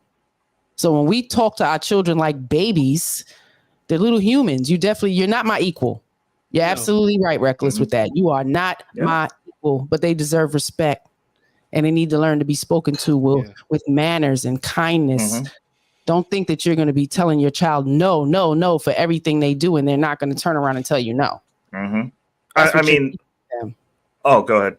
Sorry, I didn't mean to cut you off. I'm just telling people normally this is the child's first word outside of anything else. It's no, because that's all parents know how to say instead of redirecting their behavior or, again, just being present, knowing their needs already, having that schedule set. So, it is hard. You can't just brush your children off like they're nothing and they don't have words, because they do and they have a lot. When you start to shut them up, they will pull back. And when they do really have something to say, they're not going to say it. And then you're going to find them in a tub drowned after taking some pills or something. You understand what I'm saying? So we don't want to do that. But you definitely want to stress that I'm an adult. I'm the parent. I'm not your friend. And this is how it's going to go. And your tone needs to be firm. Like it's a real thing. Can't be all passive and pandering with these children because they will run over your ass. Sorry, just like women. Yeah, true. Absolutely. They control freaks. Yep. Damn. We're their minions. Yes. Yes, so guys, I said this, and we're going to move on. So a shout out to Information Man again with the $4 super chat. Thank you so much. And to the one of the only Gail at night with the $2 super chat. I got to get back to the book. Great discussion. Good to see you, Gail. I appreciate your super chat. All in all, guys, I do think that we need to get back to some of the old school ways. And this is why it is so beautiful to have both mother and father, because mother gives that really core communication skills, that sense of belonging. And I think that what kids have today, they have a surplus of that. They do feel heard. They can be seen. But I think what's lacking now is the ability for masculine men to give that foundation. And so I think what we spoke to tonight obviates that. So good perspective, everybody. All right, now this show's about to take a turn. Listen to what these ladies say about this. I got to start with the Harris tribe, and then I'm going to start with the ladies. Take a listen to what these ladies say about whether or not they regret cheating. So, Shantia, why did you cheat, from your words? So I cheated because I was playing tit for tat. Well, we were playing tit for tat, and he started a game. I'm not going to be nobody's doormat. I'm not going to let nobody run over top of me, and I'm going to give back what you put out. Okay. And Ariel, why did you cheat? I wasn't feeling sexy. I wasn't feeling desired. I wasn't feeling wanted. Oh, Lord. Of course she wasn't. I'm going to start that over. I'm going to start it off. Here we go. So, Shantia, why did you cheat, from your words?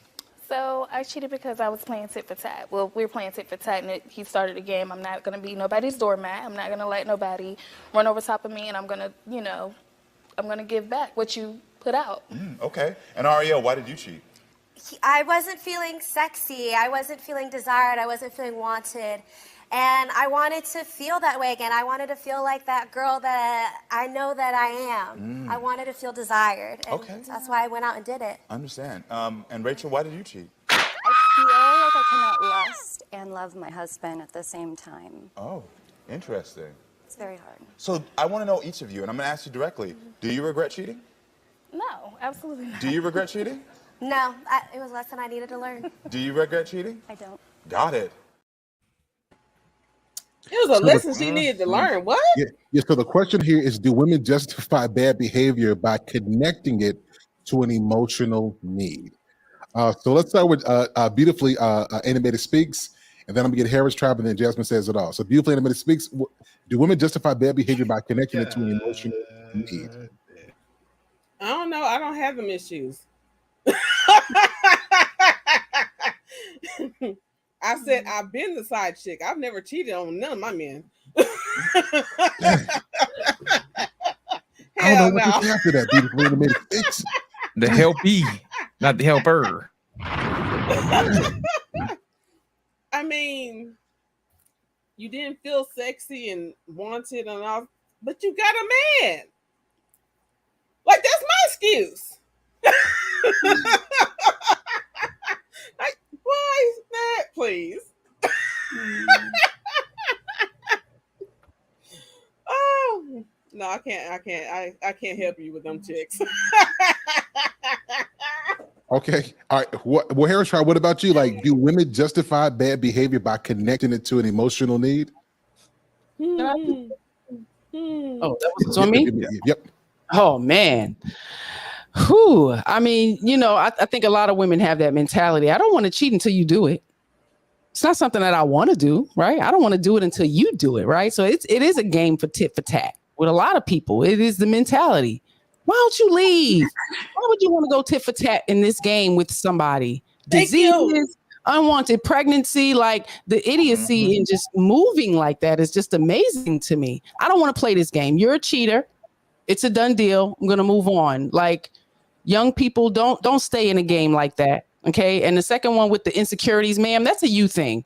Okay. When you get in a marriage, it's going to happen because life happens. Okay. We get older, the kids, I'm tired, I'm dirty. I don't want to do this and that. I'm not putting myself together no more. Stop doing that. Keep putting yourself together. It's very important to self-care. And when you care for self, you're going to always feel wanted. Like I want myself. So shit, you better want me. I'm throwing it at you. So we get bored with ourselves and expect somebody else to bring the excitement to us. No, you can be the excitement, ma'am. You can turn it on. Go put on the pretty panties, come out the shower wet and glistening, and make it happen. Y'all expect the men to do a lot. So that's what I heard. Oh my God, me. I'm not getting no attention. Personal Make the problems. attention happen. Make the attention happen. This is why they go to Bass down at the bottom, okay? Because she's fun, okay? I bring all the boys to the yard. Okay, Jasmine says this conversation really did take a turn. Jasmine says it all. What's your perspective on this?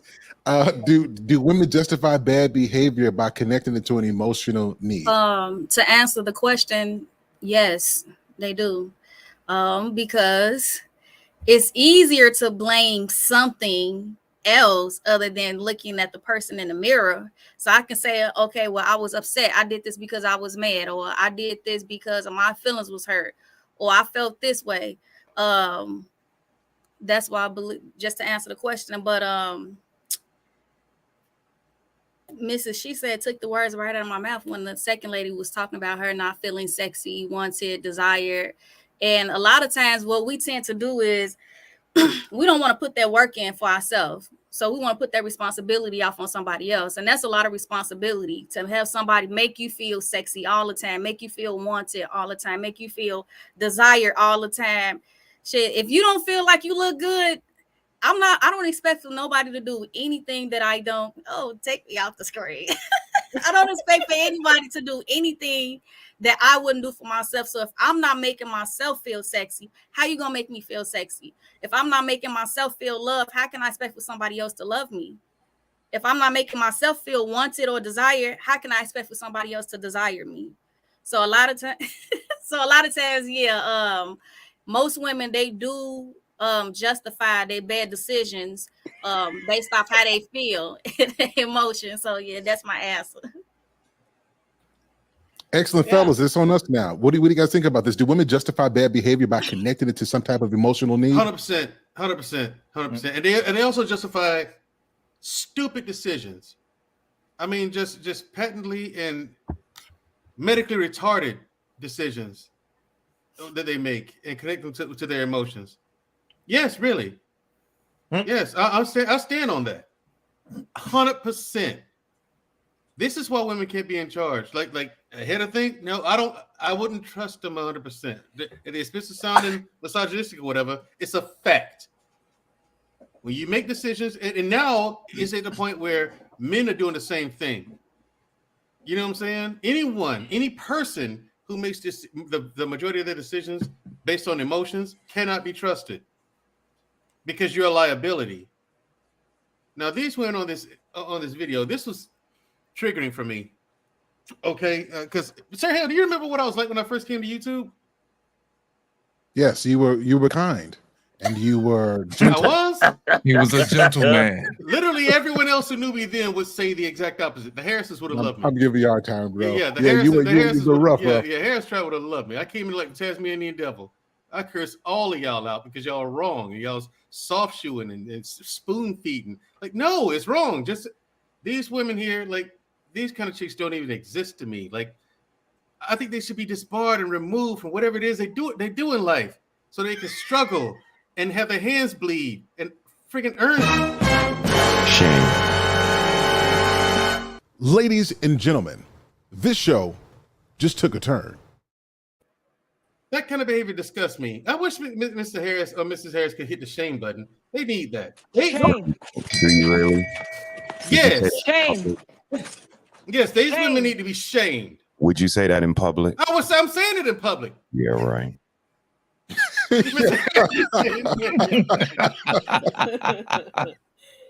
saying it in public right now. These chicks, I mean, for real, like when he gets to the point where you're that dumb. All right, look, gloves off. I mean, no, I can't. Well, so let me add the other part of what does it say about the men who let's say they know that she's in a relationship and they take the bait and they add to her bad decision. Are those men also responsible for this as well? Ain't nobody responsible for her decision except her. Thank you. I was about to say that's her relationship. Ain't nobody responsible. I ain't even letting those chicks off the hook like that, man. Come on, Sir Hill. This is what I'm talking about. Sir Hill, I'm with you on this. Here's the thing. I try to be nice to people here lately instead of just saying what's on my from brain to mouth like I used to. So it comes out kind of messed up. It comes out wishy-washy, but flat out, no mercy on these chicks. No, no excuse. That's no excuse for them. Yeah, and they get what they get. Well, next time, Andrew, I want you to be honest. Reckless Ray, Lost in Translation I'm being honest. It's just trying to articulate it. It's going through a filter, and it gets messed up there sometimes. No, it's cool. It's cool. I'm gonna leave the filter off because I got carte blanche. It's on brand for me to say what needs to be said. These hyenas. This is the reason men are upset. This is the reason men are upset because they'll rationalize anything. Like if you wanted to cheat, just say that. If you want to run around and you want to navigate and you want to be in a man's space and navigate like a man, just own it. Oops, I fell. Call it what it is. My bad. He fell down. I fell down. Dang, we landed on each other. Sorry. Like, I wanted to do it. And that's the deal. These chicks will do anything to say anything besides, I wanted to do it. Oh, I wanted to feel. I wanted to do that. Like, you wanted to get busted down. His stroke game's weak, or he doesn't want to stroke you. You wanted to do it. You had a need. You went out, identified the problem, met that need. You called up one of the backup hitters off the bench. He got in the game. You got what you wanted. But the reality of it is, I guarantee you none of those chicks are with those men. And this is the reason, because when a woman engages in that activity and starts doing that, she's gone. So they're not even doing it on the same level as a man, because, like, being honest, men having sex, it's masturbation with a friend. I'll repeat that one more time. It's masturbation with a friend. It's not the same.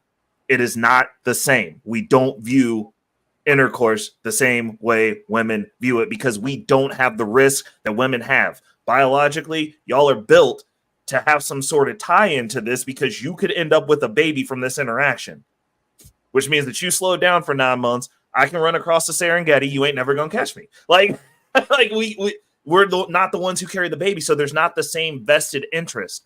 Also, women can only have one baby every 9 months.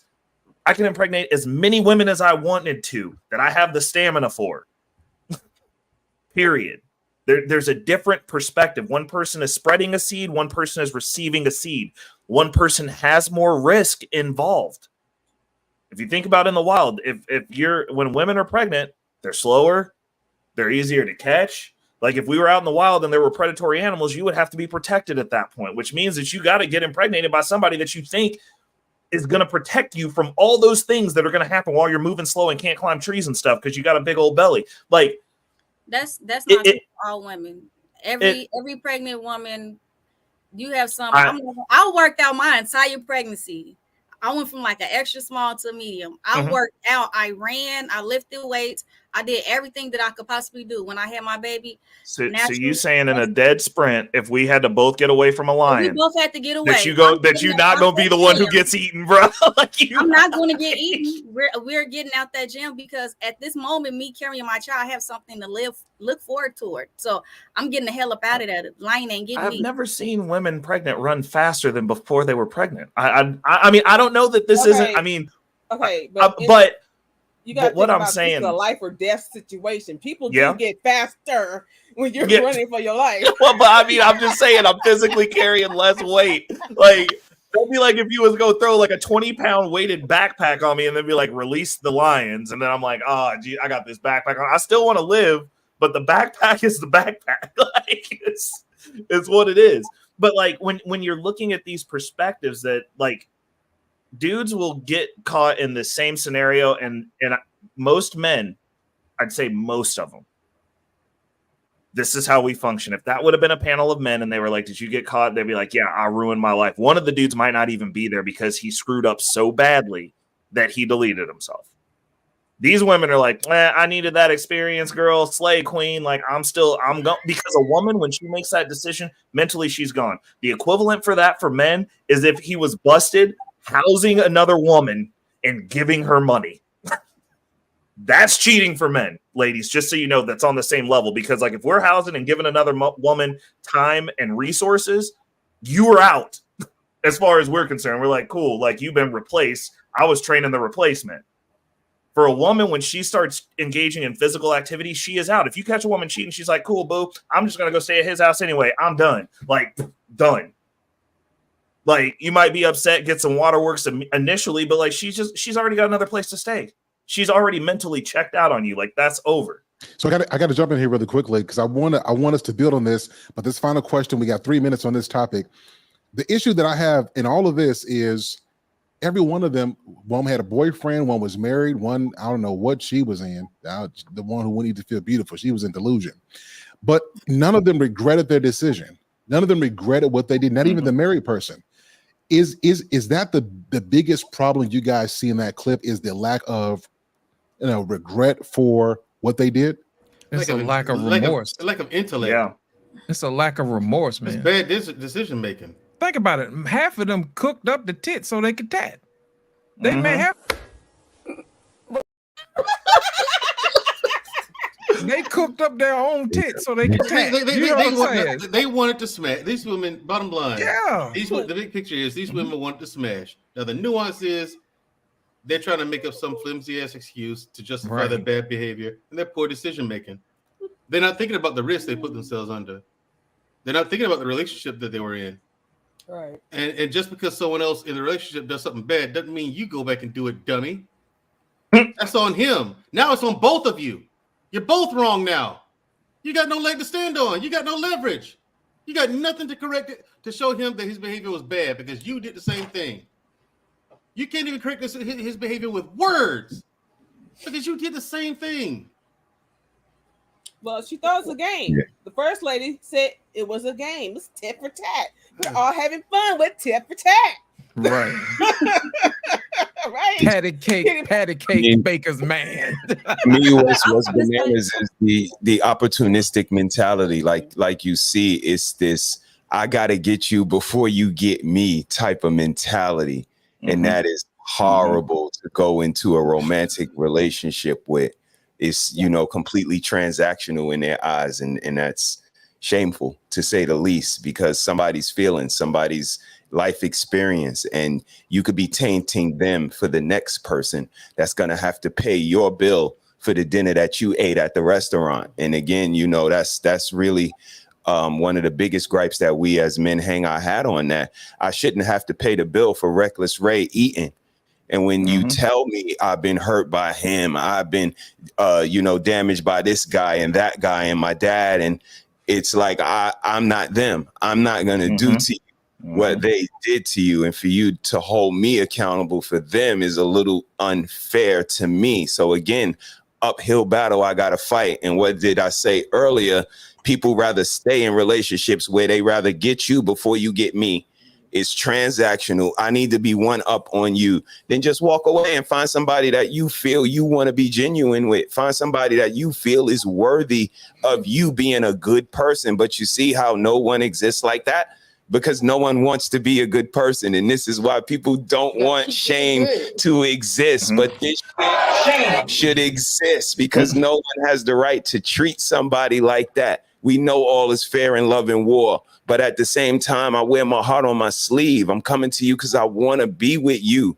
That's why we're here. We want to be with our women, but they don't want to talk nice to us. They don't want to make us dinner. They don't. And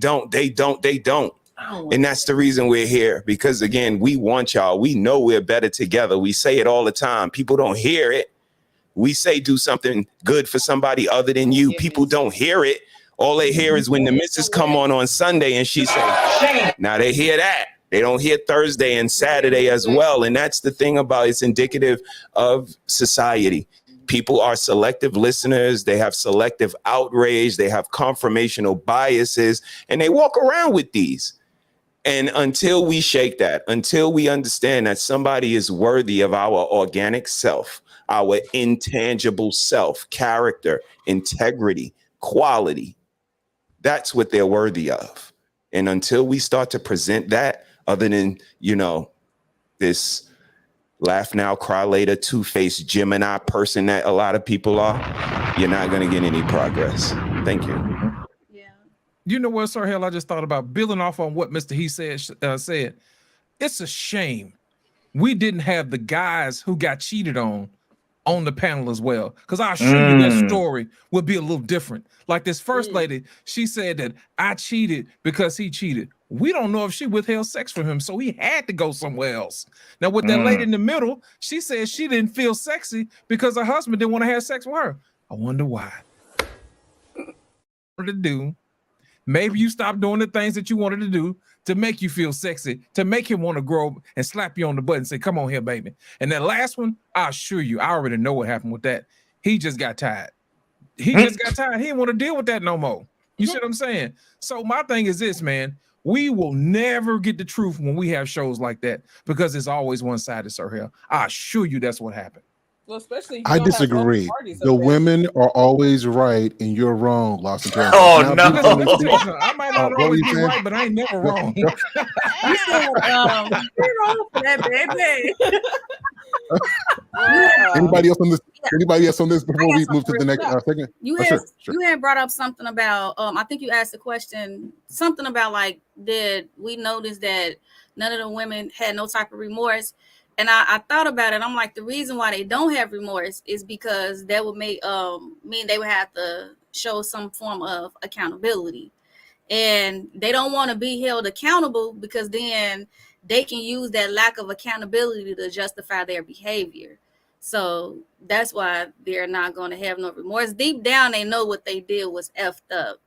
But if I can come up with a good enough excuse, aka lack of accountability, that would justify my wrongdoing. So yeah. The truth is, very few women that I've seen in real life actually regret. What I've seen is if you talk long enough and you convince them to see the error of their ways, then they'll concede after you labor with them for a long time. But just upfront having the maturity to say, you know what, I was wrong and I regret my decision. It's like pulling teeth out of so many women. Anybody else want to chime on this? Has that been your experience? Sir Hale? Because here's the thing: regret requires restitution. You see what I'm saying? And remorse requires restitution. That means they're going to have to restore the relationship. That means they're going to have to pay for what they did to gain that trust back. And a lot of people just not comfortable doing that. They're not. Yeah, and I've experienced it too, where the person came into the relationship with a lot of things like Mr. Harris said, trust issues, what I'm saying, from situations in the past and things like that. And it's something that I should have seen. I saw little signs along the way, but I didn't really see it in earnest until the end. And I was like, and it came in like a tidal wave. I was like, holy, you know what I'm saying? And then and so like after it was all over, like the way that person talked from that moment on is like, okay, there's no point in even telling this person what's going on here because nothing I say is going to get through. Mm-hmm. And you know what I'm saying? It's when you're dealing with so that's when I had to cut of myself because, like I said, when something goes wrong in my life, first person I look at is myself, and whatever's going on wrong, I try to fix it. Part of that is me sitting on panels like this and listening to everyone on this panel, and I'm learning something from all this tonight. We asked about kids earlier. I don't have any kids, so I'm picking up on things. But yeah, when you're dealing with a person like that, I had to come to grips with the fact that wait, this wasn't my fault. But to the other person, no, that person did nothing wrong, including bringing things into the relationship that never should have been there in the first place. Mm-hmm. But that person did nothing wrong in their eyes. And I'm just like, wow. So that does happen. It's a confirmation bias that people tell themselves to justify their decisions and their bad decisions and piss poor behavior. They don't want to see themselves as piss poor. And you got people saying, you shouldn't shame. I'm like, some people shame don't work on, but other people it do, like children. It works on children. It's a fantastic tool to have in your toolbox, especially with children, especially if you're a person who doesn't believe in whipping your kids. Yeah, shame works on them. What are you talking about? Take that off the table. Yeah. And these chicks here, I don't think shame's going to work, but they need to be stoned to death. No.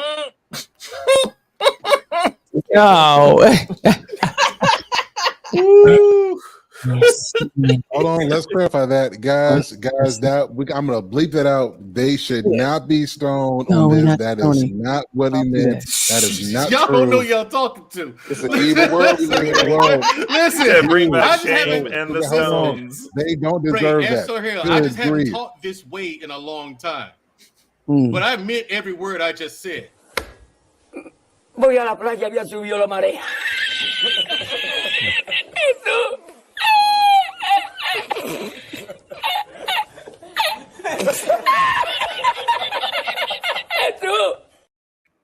Lord. Some people don't need to be. Hey, Andrea, you just heard what you just said on TV, man. Let's bleep that out. Harris tribe. Let's close this segment out. We're gonna move right along. God, dog. I just wanted to add, the ladies have a lot more options now, and they don't realize the power in the vagina is to not allow access, but they're giving so much access, but not looking for husbands. It's not the plan. It's not their idea. It's not their purpose. So when they get in these relationships, as soon as their feelings sway, they can go snatch them up another penis in a glass jar. It's really not about solidifying a husband for longevity. It's what's for now. Opportunity. Right now. That's what I'm seeing. They're not looking at a purposeful, because they go into it. Like you said, they go into it with divorce on their mind. So, they're really not in it to win it. Y'all see what happens when we get together? We misbehave like this. This is what happens when we get together like this. This is off the chain. All right, y'all. Listen, we're gonna wrap up, guys. If you're just tuning in, hit the like button. We've about to move to the next topic. These visuals are epic. My editing team are gonna have a really fun time with this one. We move to the next topic, y'all. Take a look at this. So, fellas, it's on us.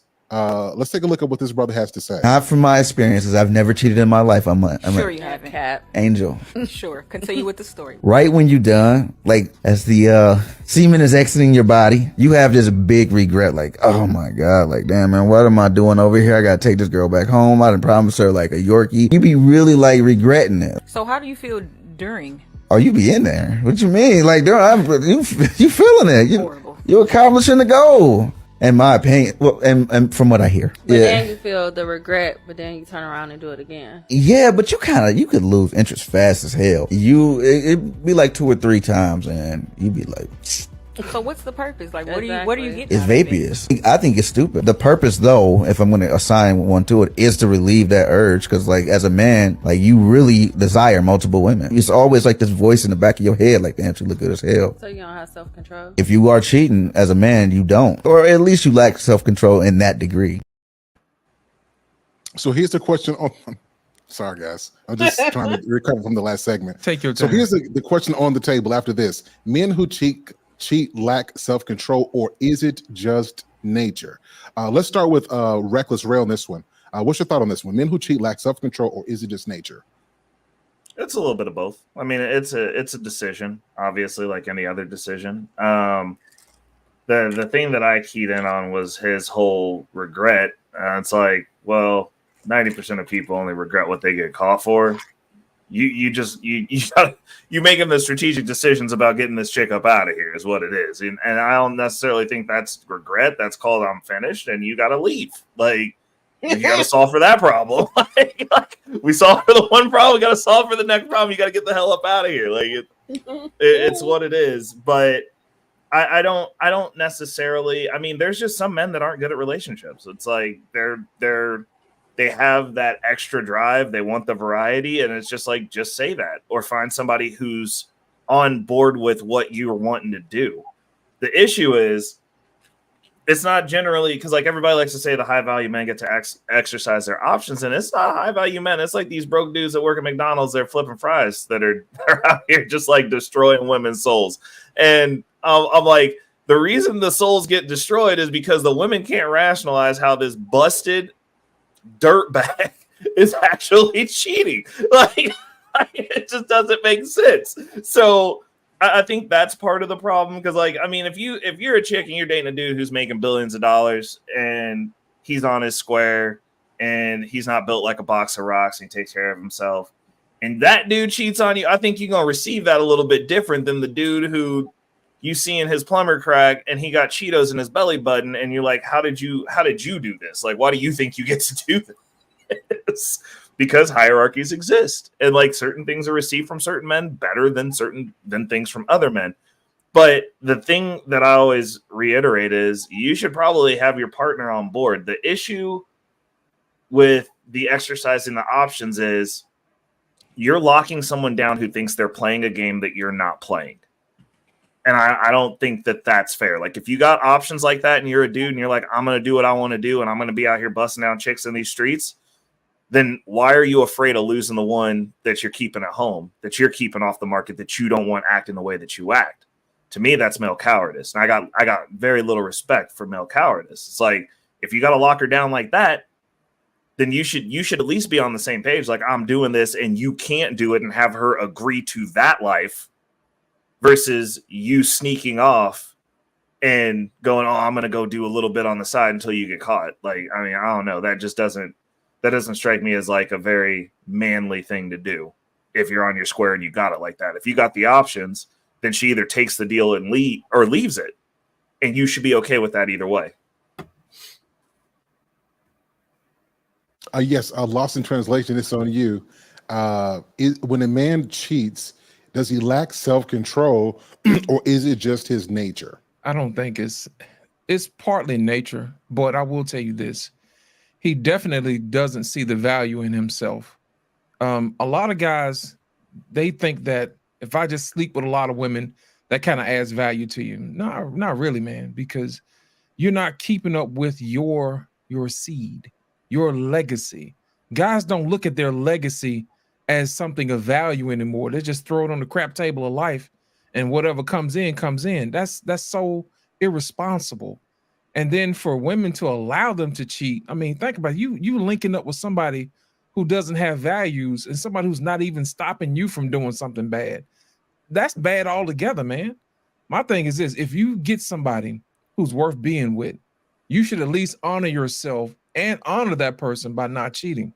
But 9 times out of 10, generally, Sarahel, it's partly nature because they want to do it. That's biological, but at the same time, they don't value themselves in that situation like they should.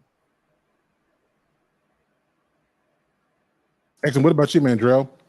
Lack of self-control or just his nature if he cheats? Well, if he cheats, that's a lack of self-control. Because if in order for him to cheat, he has to be in some kind of committed relationship, which means he committed to be in that relationship, which means he agreed to operate within the boundaries that the two of them set for each other. Now, if one of those boundaries is the only people we're having sex with is the two of us, okay. He steps out of it. That's a lack of self-control. He made a conscious decision to do that. Now, is it in a man's nature to desire more than one woman? No. I mean, if I'm in a relationship, I might find other women attractive, but I don't want to go grab their ass. But I can look at a woman and say, "Oh, she's attractive," and move on about my day. You know what I mean? I'm not going to go up there and get a number. I'm committed. You know. So, and that's what I'm focused on. So it's a lack of discipline because he's not focused on his relationship. He's not focused on his partner. So if he disciplines his mind to be focused on the task at hand, which is like Mr. Harris says, to prove every day to that woman why she made the right decision in being with him, why he was the best choice. Okay. I mean, be prepared to reap the whirlwind. I don't want to hear you crying and bitching about, oh, I gotta pay alimony and child support. Why? I cheated. Oh, okay, you asked for it. You knew that was coming. What are you talking to me for? Go take your medicine. Hey, let's get somebody else. Harris Tribe. Harris Tribe. What? I'm just saying. Look, I'm serious. I'm so serious. Look. Okay. I'm not well rested, Mr. Hale. I'm hungry. Okay, I'm hungry. It's all good. Go get a sandwich. I'm not very diplomatic today. Okay, I'm just not in the mood for it. So. Yeah. I would say I can only assume I'm not a man, so I can't speak for you gentlemen on what's nature or just self-discipline. I would say anything you make a habit, it's going to be hard to break. So, if you practice real good being a hoe and a dog, then, it's going to be kind of hard to just say, I want to be monogamous now. I don't think that's something you can just turn off because there's a lot of disciplined men. We do have a virgin podcaster and he's a grown ass man. So there's a lot of men that can discipline themselves and be on their purpose without focusing on vagina. So, it's about discipline for me. No doubt. For me, I'm going to take a page out the Modern Woman book and say it's kind of both. It depends. Because, it is absolutely our nature. Monogamy is a choice. And that wouldn't be such a consensus if it wasn't, common knowledge. But I believe we have the ability to suppress. We have the ability to ignore. And we have the ability to push down. Those feelings of shame, those feelings of disappointment, of letting your family down, of betraying your wife, of dishonoring your vows. But it could become easier or harder based on who I'm with. Yeah, like he said, you smash 3 or 4 times and you kind of lose interest unless you're married to a real B. Then it becomes easier. I could cheat more. It's, again, we weigh a scale. Logically, we all weigh a scale, whether you want to admit it to yourself or not. But when we look at that person that sparks our interest, when we have that co-worker / work wife, work husband, we weigh the scale. And if our significant other doesn't come out on the better end of that scale, it is what it is. That's why I went down the street. But they don't want to take that truth. And because we don't voice it like that is the reason why we sitting in these boxes, because a lot of men aren't able to just say, you don't hold up. You are not what you think you are, what you depict yourself to be, or what people imagine you to be. You're not that in my eyes, and my eyes are the most important. Again, this is why we do a relationship evaluation worksheet, because you need to know where you stand. Everybody thinks they hitting on all levels. Some men put on the free to move about the cabin. And, it's really, we get in this relaxed phase when we get in relationships, and we have the ability to suppress, ignore, and push down. And that's the reason why we can cheat a little longer or a little more or a little more frequent. And it's all self-reflection and about us. We need to be somebody that you would feel bad cheating on. If I cheat on Mrs. Harris, I'm cheating on an amazing woman, a nurturer, a curator of my home, a inspiration to my life. So when I weigh the scale, they ain't gonna come out on the high end of the scale. Shout out to you, Mrs. Thank you for having me. You better say that. Wait. I need you to repeat that again. You said the woman needs to be what again, Mr. He said, go say that one more time for me. She needs to be Mrs. Harris or better, and she probably not gonna be. So when I weigh that scale, she's not gonna come out on the higher end of the scale, because I'm losing something amazing if I dishonor the vows that I took to be with this woman. And like Method Man said, you could have been with anybody in the world, but you chose me. And I ain't got nothing but love and respect for that. So, I'm a ride with you. I got nothing but love to give you, my nigga. That's some real, listen, that was some of the most real stuff I've ever heard in my life before. That was a dope take. Anybody else want to respond to this? I mean, I think they shut that down. I mean, there's not I don't know what the response is besides like props to them and goals. All right, guys. So we're gonna move on to the last segment, guys. If you're just tuning in, you guys missed a whole lot. If you missed it, you watch the replay. Trust me. But hit the like button. Share this with somebody. Tell them to come watch this. And we're gonna give our final topic tonight. And let's listen to this clip. Listen to what he says, and I'm gonna come back with a question for everybody. Do you have any regrets? No, don't have time to regret. We move on because we are acceptable for what we are, not what we think we should be. I'm accepted in myself by what I am, but not as I think I should be, because that's a lie. I'm a sinner. I'm an old sinner. I've done some bad things. I've done some good things. So, you just forgive yourself and move on.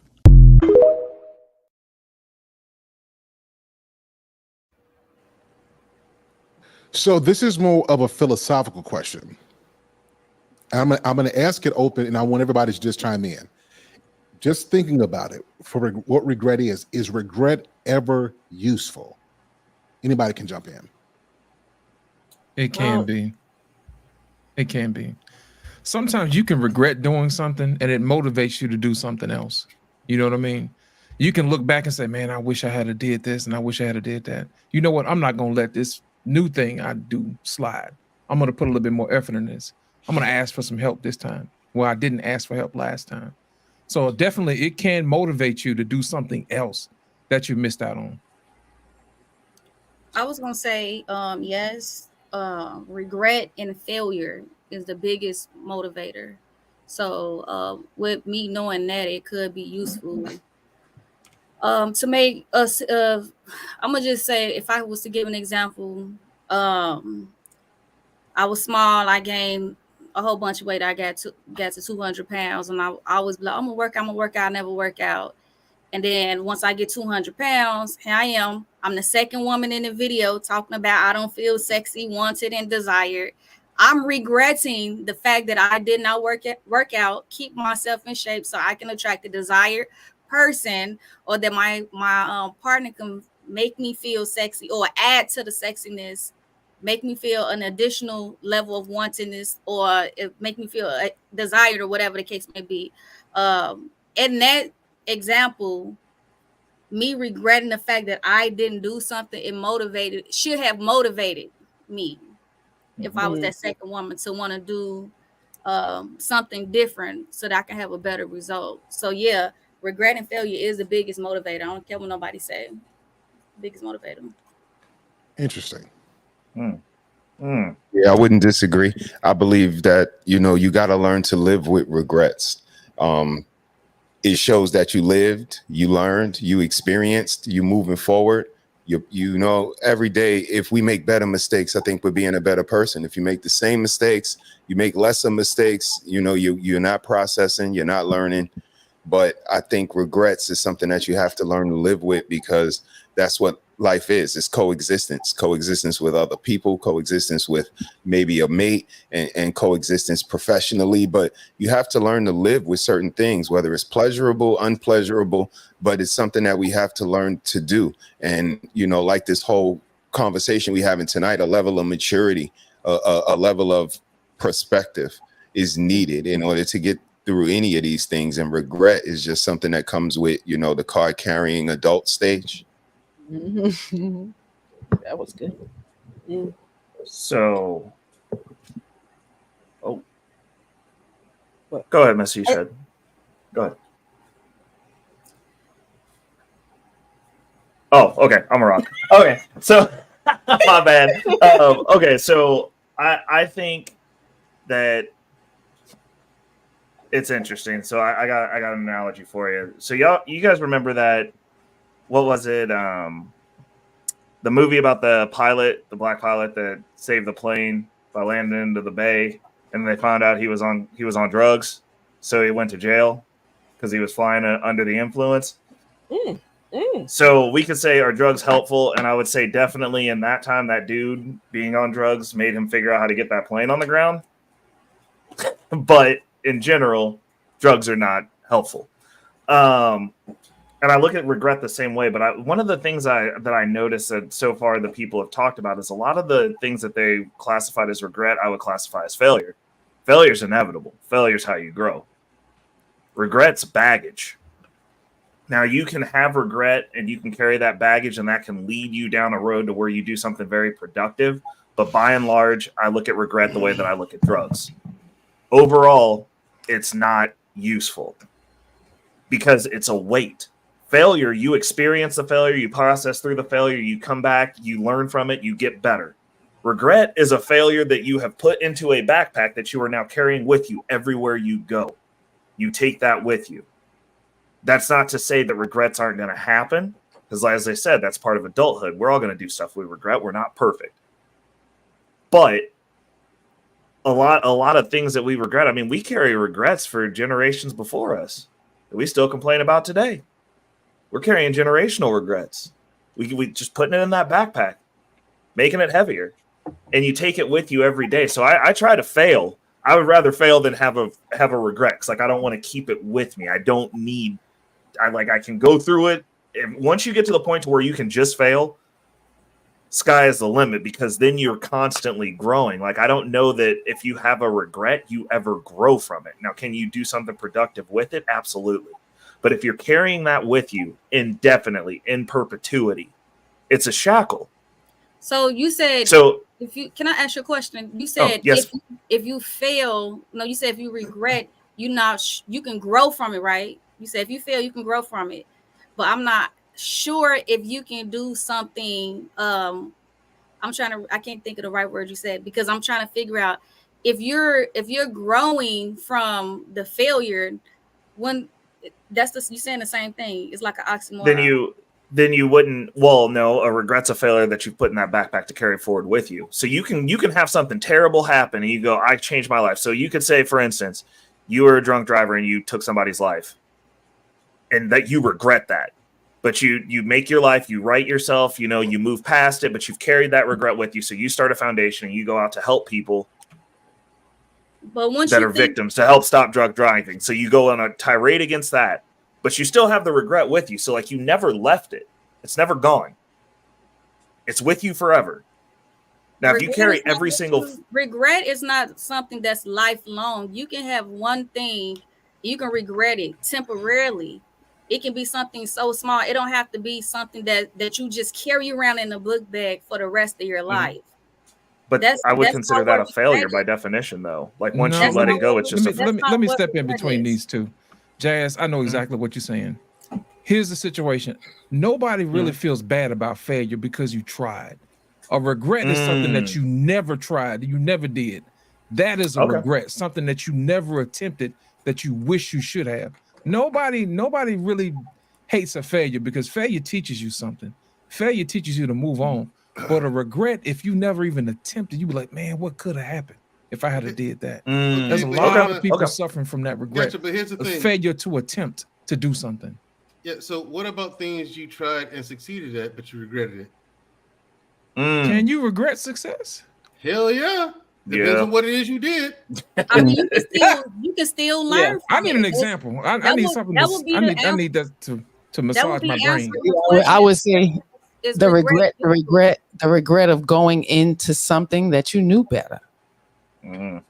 That's something that's going. So you knew better. You knew better. Somebody told you, oh, he's a dog. Yeah, you know he got so and so and da da da. Yeah, what? But he got some good D. I'm gonna go do it. Now I got HIV and a baby. Yeah, thank you for clearing that up. There you go. Yeah. Thank you for clearing that up. Yeah. I get it now. Thank you. We reviewed that. God.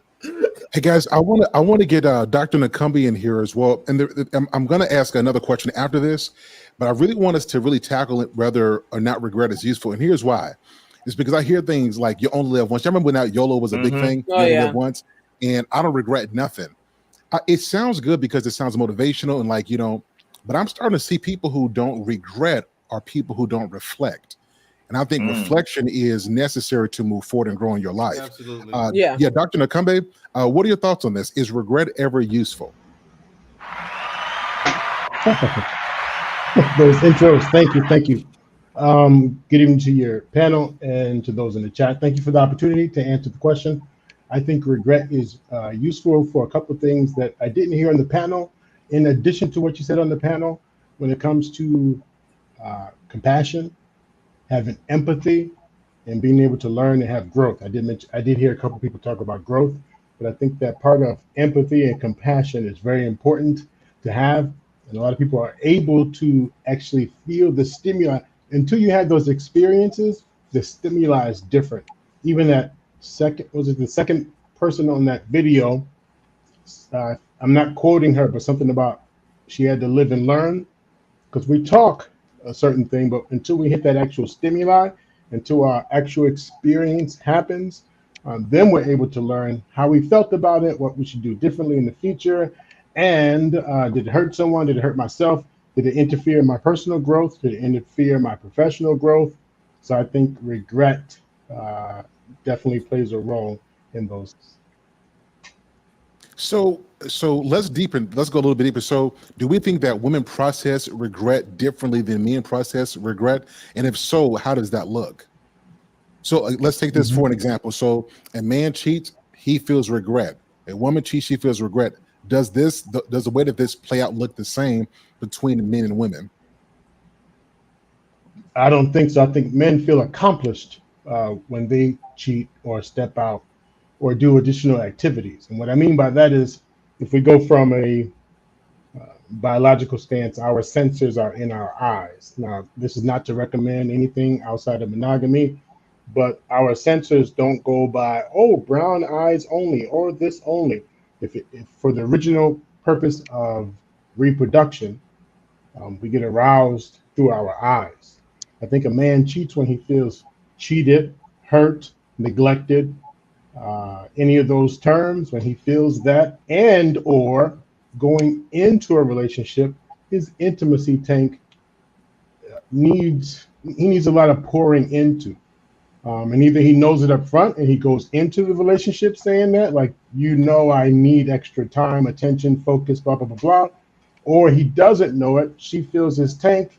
She's everything he wanted her to be, but then his inadequacy kicks in and boom, he feels the need to go outside. And when he accomplishes that goal, I think he feels accomplished. I think a woman cheating initially feels resentful or feels pain, because that means her needs weren't being met and she probably didn't feel heard. I'm sure she acknowledged it or expressed it some way, but she didn't feel heard. And that's the part that hurts. So even though she had opportunity from day one. People chase anything with a hole in it. So she had opportunity from day one. So I think there's some resentment when it happens. And then after that, I believe she feels accomplished in the sense that, oh, I can be loved. And then there's pain. Oh, I had to I had to give my value, I had to give my body in order to be seen, heard, or valued, or even if she believed she was loved.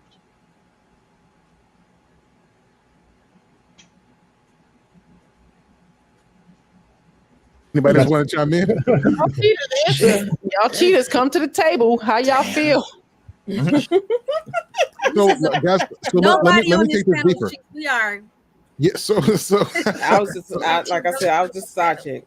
let me ask you guys a real question. A couple is together for years, and they really loved each other, and one of them steps out, right? One of the people cheats physically, the other person cheats financially, and they regret it. Can they come back from this after doing what they both never thought they would do? Can they come back after this and it really be as good or better than it was before? Loaded question, but I want to hear what you guys think about it. I believe you can come The back from physical? anything. Well, the thing is, can they do it? Yes. It just depends on the two people's desire. Like, if they really want to bounce back from it, then you would do the work that it would take to earn the other person's trust back. The problem is, and the twist is that the vast majority of people are unwilling to do that because now you got a situation where one person is going to require the other person to do more work than it required. Say if I was in a situation, that person right there, the other person might require me to do more work than I'm requiring her to do, or it might work vice versa. You know what I'm saying? Then you get this whole thing of this feeling, well, it's unfair now because I have to do all this and I don't require you to do all that. You might run into that problem, but if you really want it, then both of you would shut up and do what you got to do to get the job done. Okay, just let me know what's required of me. What do you need? Okay, and either I'm going to do it or I'm not. And if I'm unwilling to do it, if you're unwilling to do that work, then you have to be fair to the other person. You already violated. You already ran a foul. So if it's some stuff that you're unwilling to do, you need to say so up front so you can go ahead and get the divorce paperwork done. Stop wasting time. I mean, people like to play games and stuff like that, and they're still looking for an edge or a way, a roundabout way of getting out of doing something. It's just extremely self-serving. But if you're in that situation, self-serving, you have no time for that. There's no place for it. That's one of those situations where you need to be laser focused on getting the work done. And so, is it possible? Yeah. Probable? You're talking about human beings, Sir Hale, so probably not. Honestly, think you can bounce back from anything. And you can be a millionaire and be broke, a millionaire today and be broke tomorrow. So I look at that with like anything, like whether it's a relationship or anything, you could bounce back from anything. But the key to bouncing back is going to be that communication and effort and energy, and actually putting in that hard work. And sometimes you may have somebody may not want to put the work in, but as long as y'all have that communication and y'all on the same path, y'all got this end goal, you can bounce back from anything. Honestly believe that. I would ask, does it? And this may sound crazy, but does a person really know? And they say, well, how can you not know? Because I deal with people who are polyamorous, and they say it's because they have a big heart. Okay, they say because they have a lot of love to give. Okay, the extra size package, right, and all kinds of reasons why they do the extra. But the level of intimacy in the relationship will help. When you talk about, are we able to have the level of intimacy? Are we able to connect? Are we able to really follow our vows, our agreements? Are we able to do those things? But then are we able to do the part that's under that? So if my true core has trusting issues, our trusting issues didn't start from our last breakup. Oh, I'll never, ever since so-and-so cheated on me, Smuckatelli, I'll never trust again. Our trust issues started from our first relationship, ages 4, 5, 6, and 7.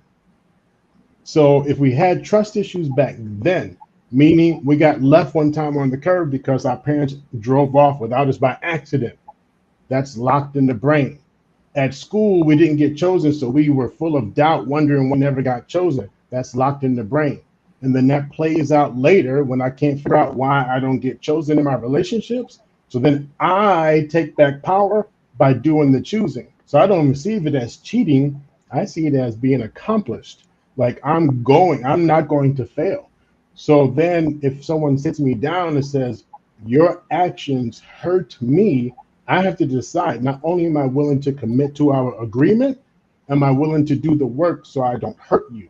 And when you have a relationship where you can understand each other, that you won't be equal always, but here's how I can support you, here's how I can support you, here are my limitations, that's when I say people should look at if they can get back together and if it will work. Because if the truth be told, I really can't handle what you do, then they can reset 1 billion times and it still won't work.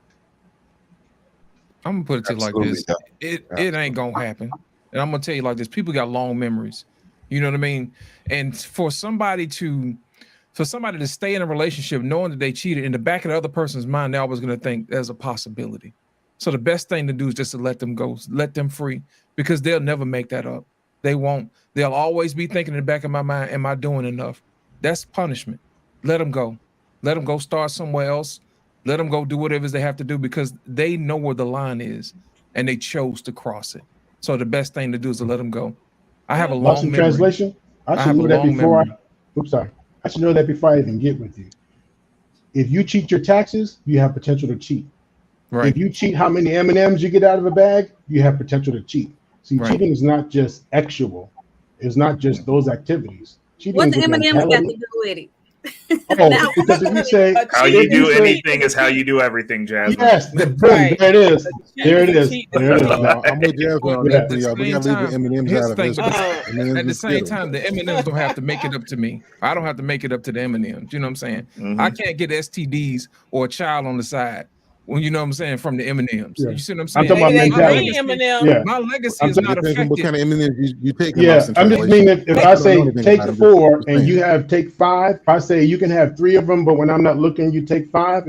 If we had that mentality going into the relationship, right? We already know if we're I think people already know, they just don't understand if that person has that mentality. Because then we end up saying stuff like this: I always knew you could do it. I just never knew you would do that to me. Either way, she can't stay in my house. Yeah. She got to go. It's cut and dry. Here's the thing: it's cut and dry with me, man. I don't do that because I wouldn't do that to you. You see what I'm saying? And I know we shouldn't expect that out of other people, that what we put on them. But at the end of the day, I can't have holes in my ship. I can't have mutiny on the bounty. I can't do that. I can't. If you can't agree to those terms, then you don't need to be on the ship. Sorry, not sorry. So you never checked out the green M&M? No, I don't like green M&Ms. What's So wrong I with don't- green? Oh my goodness. So for me, yeah, it's not happening. I got enough stuff on my mind than to be putting more stress on myself because I can't trust you. I'm not. And matter of fact, before we get married, sign a prenup. And one of the things in the prenup is I will be gone if you cheat. Because the thing is, there is nothing wrong with polygamy, except when you know you're a polygamist and you get with a monogamous person. You don't mix. What is the point? You're literally on 2 different paths, 2 different journeys. Polygamists belong with polygamists, monogamists belong with monogamists. So stop with the lies and just keep it real. I know you really want this person, but you're not on the same page, so let them go. Leave them alone. Beautiful anime. May I ask a question to your point? That sounds wonderful. I'm just going to talk about stimuli. So when I meet the person, I'm all into her cheeks. When I meet the person, I'm all into her smile. When I meet the person, I'm all about the outer beauty. And then she's into my status. She's into my charm and that I can make her laugh and all that. Okay. We get together and I say up front, now just so you know, because I don't want to BS you. I do practice polyamory. And she says, I'm gonna change that. And I said, okay, well, good luck. But we go into the relationship with these thoughts. We're gonna change each other, blah, blah, blah, blah. And to Sir Hale's question, down the road, I step out, or not even step in my mind. I'm not stepping out anything. I'm doing what I said I was going to do. And after that, we have a decision to make. So to Sir Hale's question, do you think moving forward, it would work? Let me extend on what Dr. Nakambe said. With all that being said, and the key is that there is some genuine regret. So they acknowledge that what they did was wrong. They're sorry for it, and they're willing to work to change. It was when he cheated that she knew she fucked up. Facts.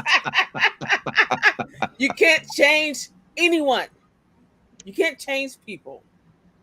They change themselves for whatever reason they want to make the change, but you cannot change them. My big thing is with it. Stop lying to yourself. My big thing is with this. If you do that, like, to me, again, that's within you stepped outside the barriers that we both agreed that we operate within, right? By sleeping with someone else, okay? And you clearly didn't talk to me about it, because we would have worked that situation out.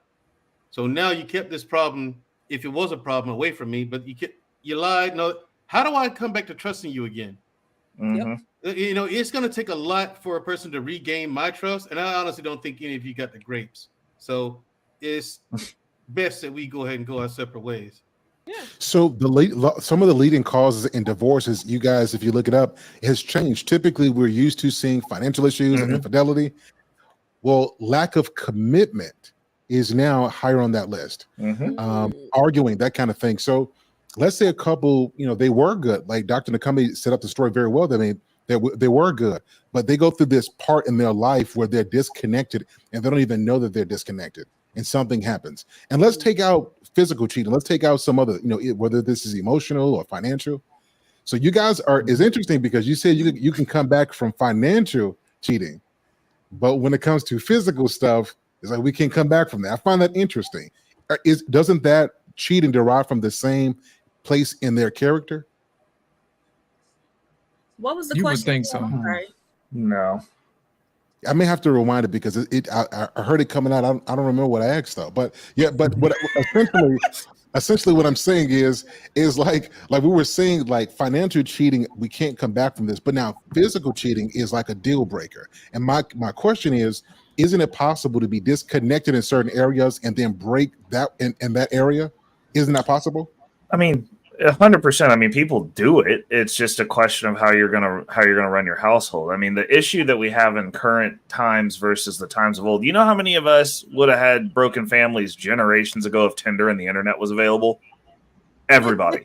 They Everyone. didn't need Tinder back then. I mean, and they don't the need it issue, today. the reason. I mean, they didn't. But the reality of the situation is, you have constant stimuli. Like back in the day, you did not know what was going on across town unless you actually went over there and looked. You saw the surroundings of the same people who were in the same situation you were, more or less. You did not have people 2 blocks over. They done torn down the neighborhood and turned it into high rises, and those people are rich, and you're living in abject poverty two blocks away going, well, how come we aren't like that? I can see them. I can get on the internet and see these chicks going on trips. Why aren't we going on trips? Oh, this man did this. I can see this. I'm getting my DMs are flooded. What you had to call somebody's house to potentially talk to their man if he was trying to slide on somebody back in the day. You had to see them out. You had to see them physically somewhere. That's not to say that these things didn't happen, but the ability of it to go, I got into an argument today. 18 dudes are in my DMs. I'm pulling in one of the pinch hitters. I'm feeling some type of way today. Oh, the chick liked my photo on Instagram. I'm gonna shoot her a DM and shoot my shot and see what's what. It's just so much easier. People are so replaceable, and we live in a society where these people aren't even functioning as humans to begin with. They're functioning as consuming monsters, and they just consume, which means that if all you're doing is consuming, then you're looking at the person that you're with. They're a commodity as well, which is the issue, because nobody who's been together for a long time, I guarantee nobody who's been married for a long time on this panel has gone through a spot and they were just like, yeah, this shit was just peaches and roses the entire time. People go through years where they don't like each other. They're not necessarily happy. They go through rough patches. Yeah. Difference being, there was never in any other point in history a constant flood of like, hey, sis, hey, dude, you ain't got to deal with that. We don't do the work. We get into these relationships and they don't want to do the work. It's not easy. You're not gonna, like me and my chick. My chick's dope. Does she annoy the hell out of me sometimes? Absolutely. And we work on it because there's a value. I see a value in that woman where I'm like, this is the person who I probably need having my back to get to where I want to get to. So I'm gonna deal with what I've got, and I'm gonna work through those issues because they're not issues that are over. Like, people don't even get their boundaries crossed anymore, and they want to get rid of people. They're just annoyed. They're like, I'm annoyed. Next, I'll swipe left. I'm gonna swipe. I'll swipe until I find something to get you up out of here because I'm annoyed. I'm not happy. Like, can I say a comment to your, but I know Harris. Yes, sir. Harris Media Group, you're going to go. Do you mind if I respond quickly to, or add? Okay. So consumption. Married for a long time, years put in, the relationship is going well. Everything is good. I'm introduced to YouTube or video games, and I'm consuming it at a higher rate. Now, internally, I deal with not feeling heard, not feeling good enough, or maybe I'm good inside, but at the same time, I get a level of attention and feel good from the YouTube. So when I open my mailbox, I get a message, but when I open my chat and boom, boom, boom, and my level of importance, my level of significance is being consumed. Click, click, click, click. My partner says, you seem to spend less time with me. And I unknowingly feel insulted because I finally get attention. I finally feel sense of purpose. Your love and stuff, it's not organic. It's by default. You're my wife. That's by default. These strangers, these total weird names, Mr. Yakety and Mrs. So-and-so and hippity hop names and all, but they give me attention. They don't even know me. So I feel insulted and bothered, and I might totally ignore the fact that my wife is saying, whoa, the limited time that we have, you work, I work, the kids, this and that and that, the limited time we have, you've been sucking it into YouTube. Are you, hello? Now, because I missed the boat and I took it as an insult, that might damage the opportunity for us to try and do repair. Next thing you know, we're in divorce court because, well, what the hell? I'm trying to just live my life. I give her everything. I pay the bills. I do this. I take care of her. What the hell? Just because I'm on YouTube? So I just wanted to add about that. Consumption can really consume people to a point they don't even recognize that it's interfering in their relationship. And the partner doesn't even understand that their words of, hey, hello, felt more attacking unintentionally, but that person took it as attack because they didn't understand how that consumption was taken over. Just wanted to add that part. Thank you. Solid. I mean, that's a valid point. I mean, again, it depends on how you're managing things. Like those are conversations that people should have up front. Like when I started doing YouTube, I was like, I would rather do this than the side gigs that I was doing. Like I'd rather be out here and having these conversations. That time was going to be taken either way though. So like if I wasn't here, I just wouldn't be home. Like I'd be working. Like that time is that time. Like I have a schedule that I run. I'm very disciplined with that. So how I choose to utilize that time, that's one thing or the other, but like it's getting used either way. And that's something that I'm very, like, I've lost relationships over that because I work too much. Like I'm too on my stuff and people can't get with it, but I'm not willing to compromise my goals for anyone. And those are decisions that have to be made, which is why when I tell people you got to find somebody that's going to get in with what you're doing and is on board with where you're going and is willing to let you lead. That's a thing. Like you don't have to have hard feelings about those separations, though. That's just not the person that needs to be with you for you to accomplish what you're trying to accomplish. Yeah. Doc and Sir Hale, I see what you're talking about now. Both of those come from the same root, from the same tree of distrust and lack of adequacy in that particular situation. So I can see exactly where you guys are coming from on this one. I say this to say, I listen, don't cheat on the person you're with. Like I think that needs to be said. I think some people don't. I think some people overestimate their infrastructure and they leave the gates wide open because they don't prepare for nothing. So prepare, like set guardrails for your marriage, right? Like set it. Like you shouldn't be talking to people in intimate conversations something that you want me to sharing with your spouse. Like, do not do that, right? Like, guys, it's okay to have female friends, but there's got to be some distance there. If not, you might find yourself feeling like you're cheating on your friend when you talk to your wife because you feel a connection with your friend that you don't got with your wife. So, and the same thing with the ladies. So I was the friend.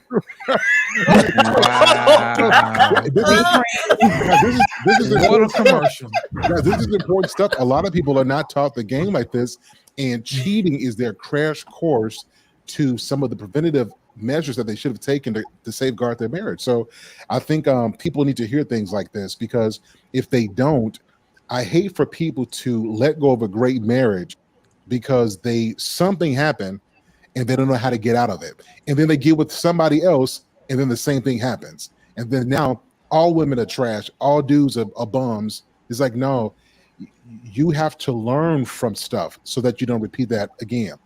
The last thing that I'll say in my final thoughts is that regret should be a tool. I think we can all agree with this. Regret should be a tool to be used to grow, not a place to live.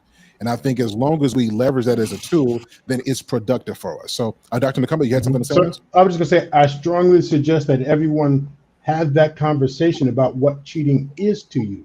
Some of you don't mind people texting others. Some of you do. Some of you get mad if you just watch Academy Awards. You're like, damn, she's fine. Oh, what? I was just, okay, I'm sorry.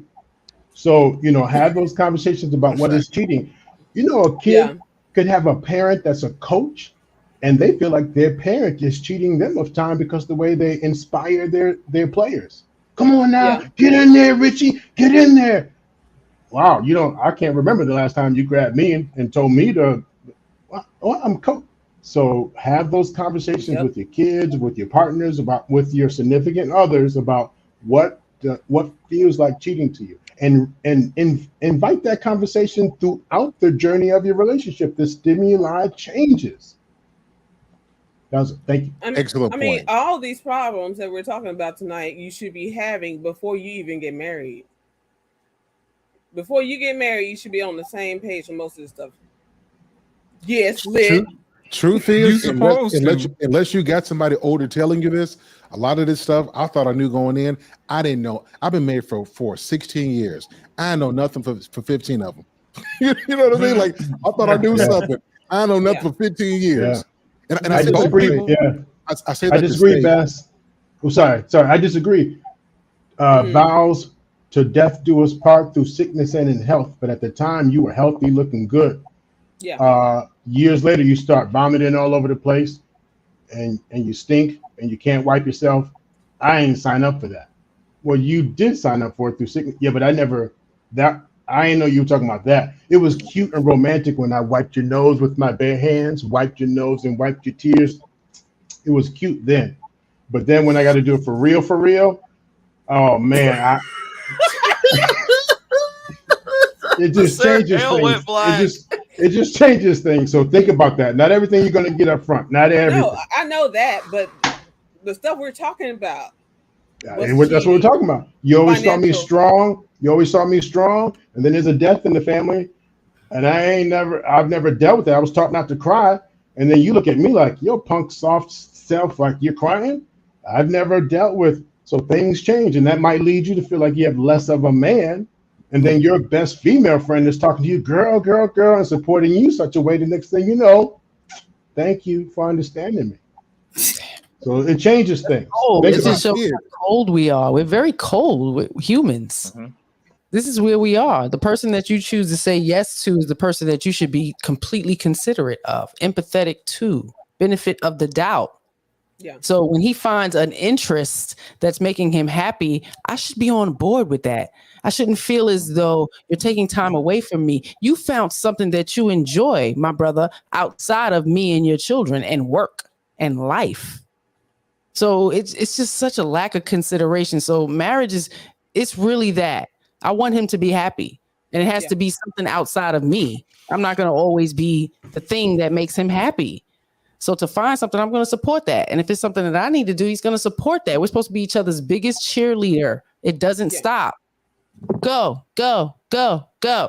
It's really supposed to be like that, you know, but you're not doing the work. So I hate that, you know, usually in marriages and long marriages, it just happens, you know, we just don't like each other. No, it doesn't. No, it doesn't. Things are transpiring. You're not paying attention to each other. You stop building. You stop laughing. You stop touching one another. That intimacy is so important. Yeah. It really is. Physical touch, intercourse, kissing, hugging, nesting and nurturing each other. It's very important. Without that, your relationship is going to die. So licky, sticky, sticky is very important. All the time, consistently, be considerate.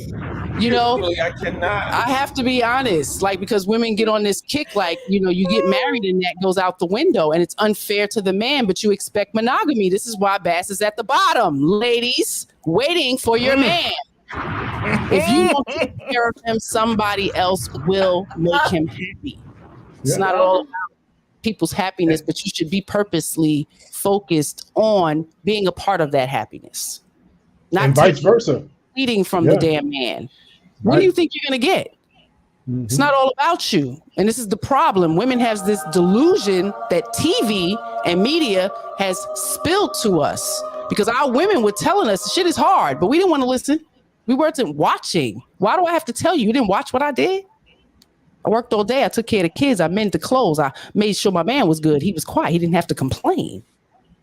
Yeah. So, you know, they shouldn't have to tell us, but, you know, we trying to tell you, but y'all want to complain. You don't want to do the work. So stop choosing a man and then complaining that he's not doing what you want him to do.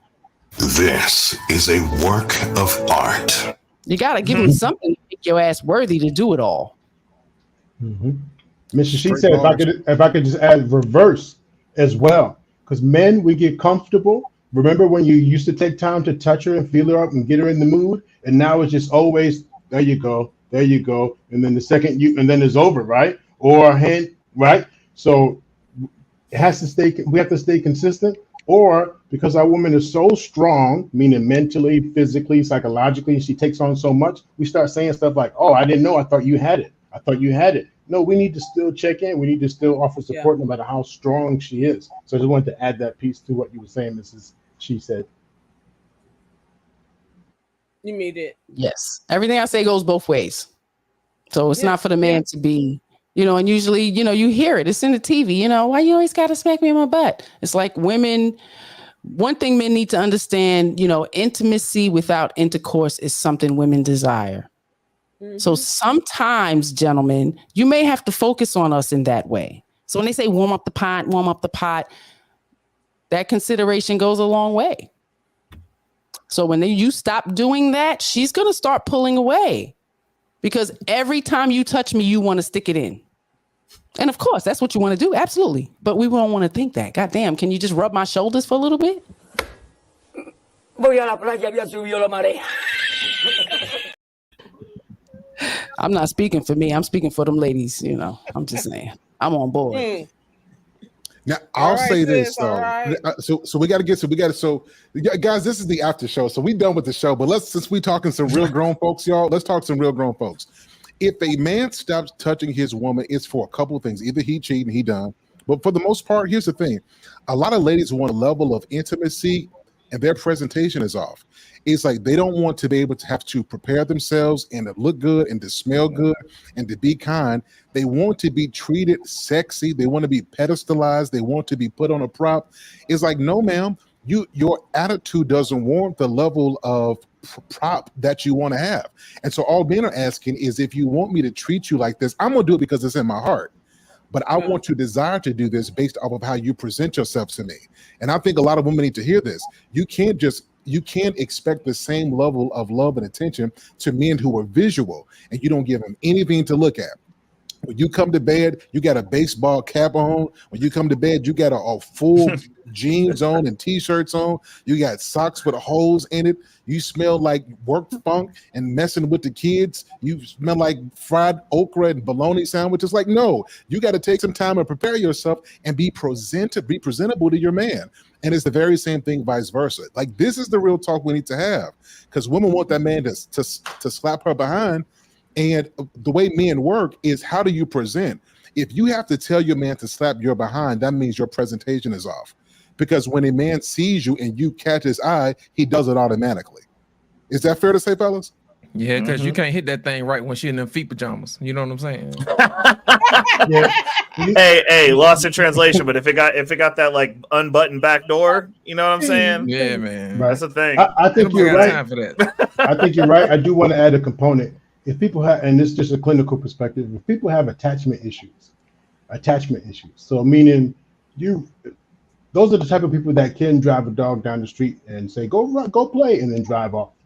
So, and a lot of men, they secure their property. They secure their woman. So boom, I got her locked, not literally, but locked her in the cabinet. And my home, my family, my everything is secure. And then they neglect. And it's not intentional. You know, she could be as beautiful as she wants. She could smell good, smell like a peach and everything. But I'd have attachment issues. And I have more focus on my money, more focus on my task, more focus on other things because I feel she's secure. Then when I want some, absolutely, I want her to smell good, look good, but forgetting that I go to bed with sweaty balls, forgetting that I haven't changed my underwear in 3 days, forgetting that I am acting like I'm too busy, forget, but expect her to do right because she's locked in there, understanding the conditions and expectations, even though I'm failing to do mine.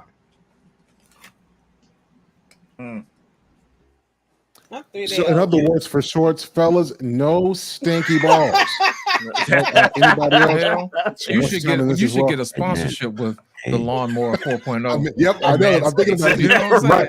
But you know, it's such a mention Sir Hale. Yeah, but the sweaty balls is actually a turn on. Let me explain. Somebody will click that. Coach, Dr. Nakambi says sweaty balls. What I mean by that is, so my significance, if you are willing to go down on me while I'm dirty, the reason it's a turn on other than being sexual is because, wow, you did that for me. So some of my sweaty balls. Yes, some of those extremes, yeah. Some of those Put them in your mouth and suck them. Hey, think about it. When you stayed on the phone with me. Lose trust. Yeah, you stayed on the phone with me late. You did that for me. I'm tired. How many guys have gone to your female, like if you're not married, and you go over her house at 3 a.m., waking her up, knowing she has to be up at 6 a.m. to go to work. And the thrill in it is not just that you conquered her at 3 a.m., but was the fact that she got up for you. Or when you're driving and you want her to rub the top of your head, it's like, oh, damn, even though her arm is tired and it hurts, you can only do about 2 minutes scratch. Like, you good? But then when she does it for hour after hour after hour, and it feels good, not only physically, but because she did it for you psychologically. So anyway, I still say do the work. If you get lazy psychologically and physically, it's a wrap. But you know, speaking of sweaty balls, I hate that. I'm sorry. I'm saying if a woman does that when a man is sweaty, after she done, I'm like, get this monster, motherfucker squirt. And that's true. That part is true too, right? Because some of the most nastiest things in the moment of do it for me, open your mouth. You kind of use your imagination. And then the second her mouth is filled with cream puff, then it's like, damn, you're a nasty BIT. Go. Right? Like, I mean, come on now. Seconds after, it's like, damn, don't kiss me. What the hell are you doing? So in the moment, and here we go with the regret. Absolutely, that's what I'm saying. It's a full circle. It's a full circle. He ain't lying, y'all. He ain't lying. Let's do this real quick. You just want to take a turn. Let's do this real quick. Let's if everybody got another 10 minutes or so, a couple callers have called in. Let's take a couple questions. So, guys, if you're calling in, everybody has about 4 minutes. I got to get us out of here. So, about 4 minutes for every caller. No profanity. I'll bring up the first caller here. The Angry Snowman, Reckless, right? Angry Snowman is in the building. What's going on? How's it going, man? My Hey, God, good. How are you? What's up, brother? Not too bad. Not too bad. How's everybody doing on the panel, man? It's been an excellent show, excellent discussion. I wanted to actually add to what Dr. Nakimbe said. My wife actually, she was willing to do what he was talking about. She'll do it while she's on her period, and she'll do it. Hold on. Now, I wasn't ready for this white people stuff tonight. God. No, sir. What I'm saying is when she's in her cycle and she doesn't want to have intercourse, she will take care of me. Okay. It's making sense now. Okay. At the end of her pregnancy, when she was close to 9 months, about ready to pop, she took care of me. Now that since she's been healing the last couple of weeks after she gave birth and she can't have intercourse, she's been taking care of me. Okay, I got you. Meeting my needs. And see, that's something that a lot of women miss, today is they seem to think that physical intercourse is just as important in a relationship as communication. It really is. Because if you don't sit and give your man and make him feel as though that he's still sexually wanted and sexually attracted to you or attractive to you, then he will actually go out and find it from another woman. And you have no one else but yourself to blame for that. I mean, you can't blame anyone but yourself. How can you expect a man to sit and provide and go to work and come home and do all these things and not get any reciprocation at all back from you? I mean, isn't intercourse what brought the two people together to begin with? So to take that from a man and use it as a weapon, because that's what a lot of women do. They weaponize it and use it as a bargaining tool. That's just wrong in all kinds of different ways. The other aspect that I wanted to bring forward that I think a lot of people may overlook is with the cheating aspect, specifically when you're married and you have kids. The one thing you need to understand is if you cheat on your wife, or if you're a wife that cheats on your husband, you aren't just cheating on your wife or your husband. You're also cheating on your children. And they always get overlooked on this. It isn't just the spouse that's being cheated on. You're taking away from children that have no say in anything that's going on, and they have to just go along with where the chips may fall. And that's something I think people might want to sit and think about before they do those things. Good points. Really, really good points. Anybody want to respond to what Angry Snowman said?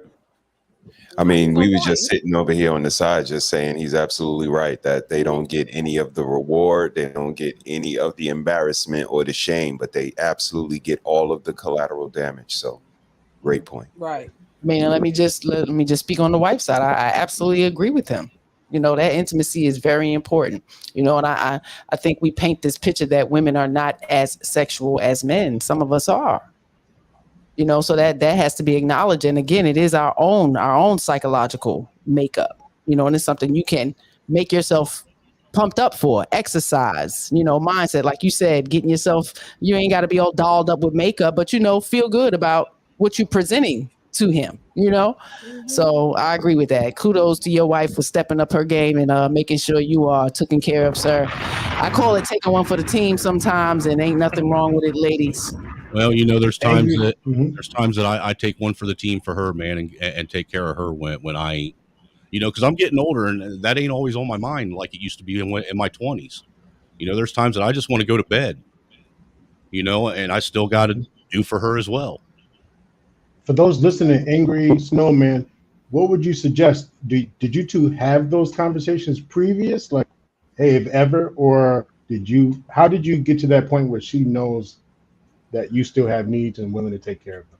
Honestly, me and her both came from very, very toxic relationships. She was married before me, but she never had kids with the guy, and he was a very toxic man. I was in you see, I don't know if you guys saw, but my tagline at the bottom is, reform Pookie. I had several times or a couple times I tried to start families with women and it didn't work. It fell apart.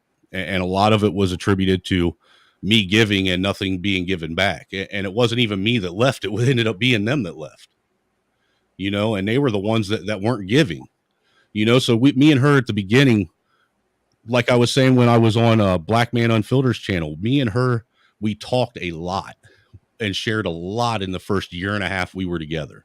You know, a lot of our experiences, we actually courted each other. We didn't do the typical go out, meet a girl at the bar, you know, go home, you know, pump and dump, and then move in with each other 3 days later.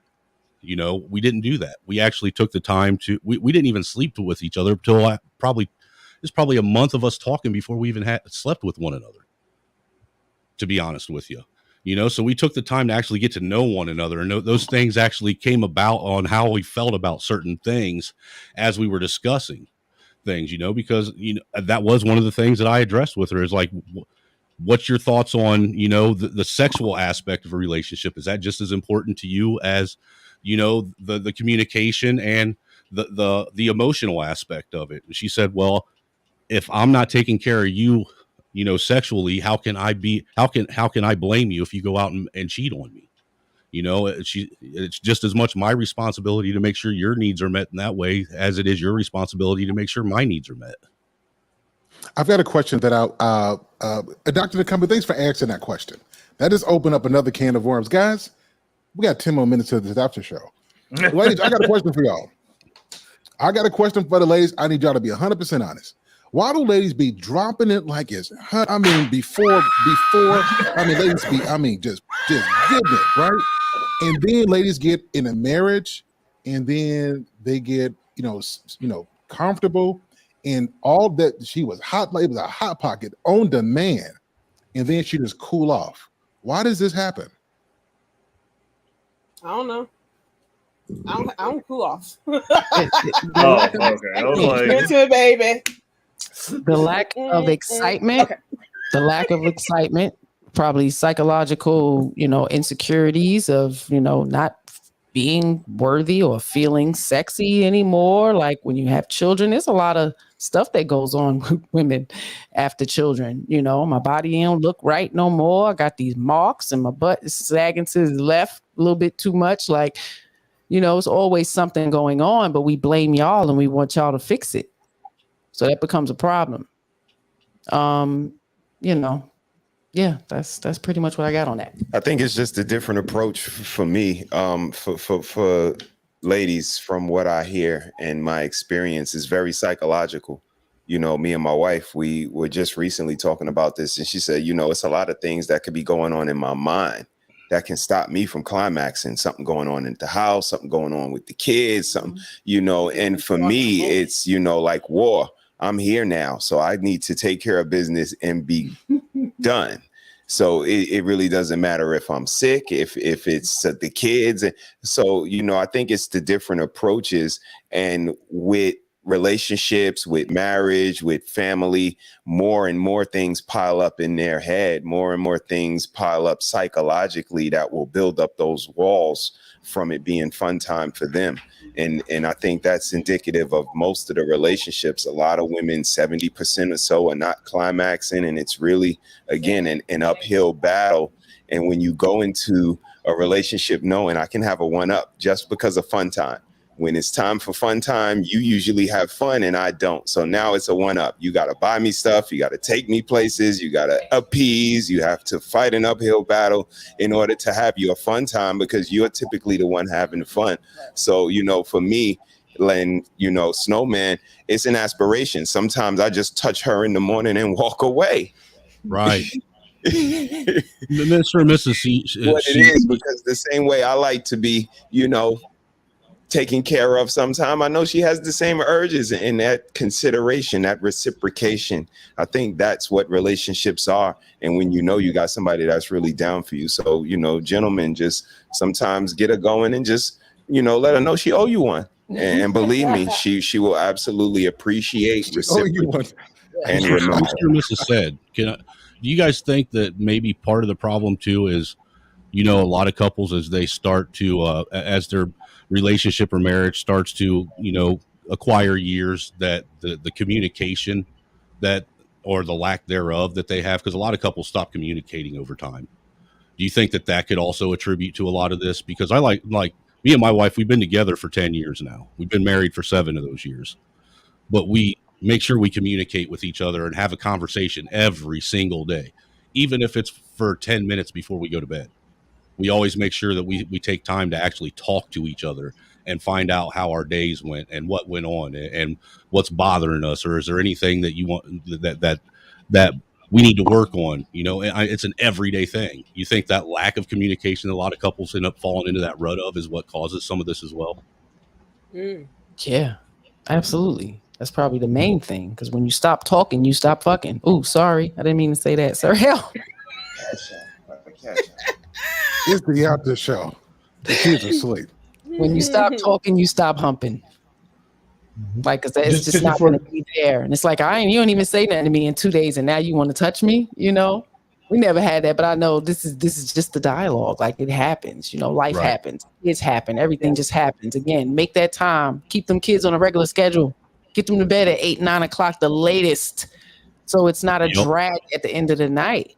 That's something I've always preached to mothers. Like, make sure you have a consistent schedule, especially when it comes to bedtime. There is no ifs, ands, or buts. 9 o'clock, get out my face. Yes, ma'am. Especially during the school year. And explain to them that mommy and daddy need intimate time. It is important for them to know that we share this love, and it is something that we have to work on. Like, it needs to be taught. They need to see this. Yeah, it's important for kids to see their mom and dad showing each other love. Yeah. Yeah, well, Ken, depends on what they see, but yes. I see we're running out of time. Jasmine was going to go. I just wanted to add, some couples say this: the men become too much work. You have to do this, you have to do it that way, and hold on this way. And it's taking him forever and forever to.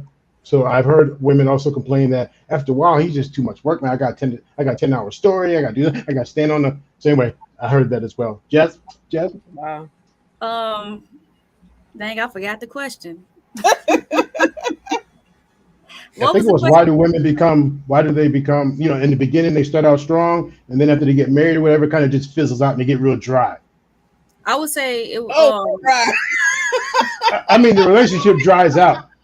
I don't know that it dries out. I can't comment on somebody's stuff drying out, but I can. It's less active. Okay, let me just be real quick, Chad. A lot of times tonight, this is the first and the only after show. This won't happen again. Go ahead, Jasmine. I'm blaming it on me, Sir Hale. I think what happens is a lot of women, we be stuck in our head. But then also it's like after this, nothing sounds right. Like nothing sounds right anymore. The back chat is all right. A lot of women we be stuck in our head, but also just like guys like the whole mental thing, the visual. As a woman, we want the same thing. Sometimes you have a man get in a relationship and he's physically fit. Somewhere down the line, he start working out, he gained weight. He probably don't stop taking care of his hygiene. I've experienced that before, where a person did everything to get the relationship.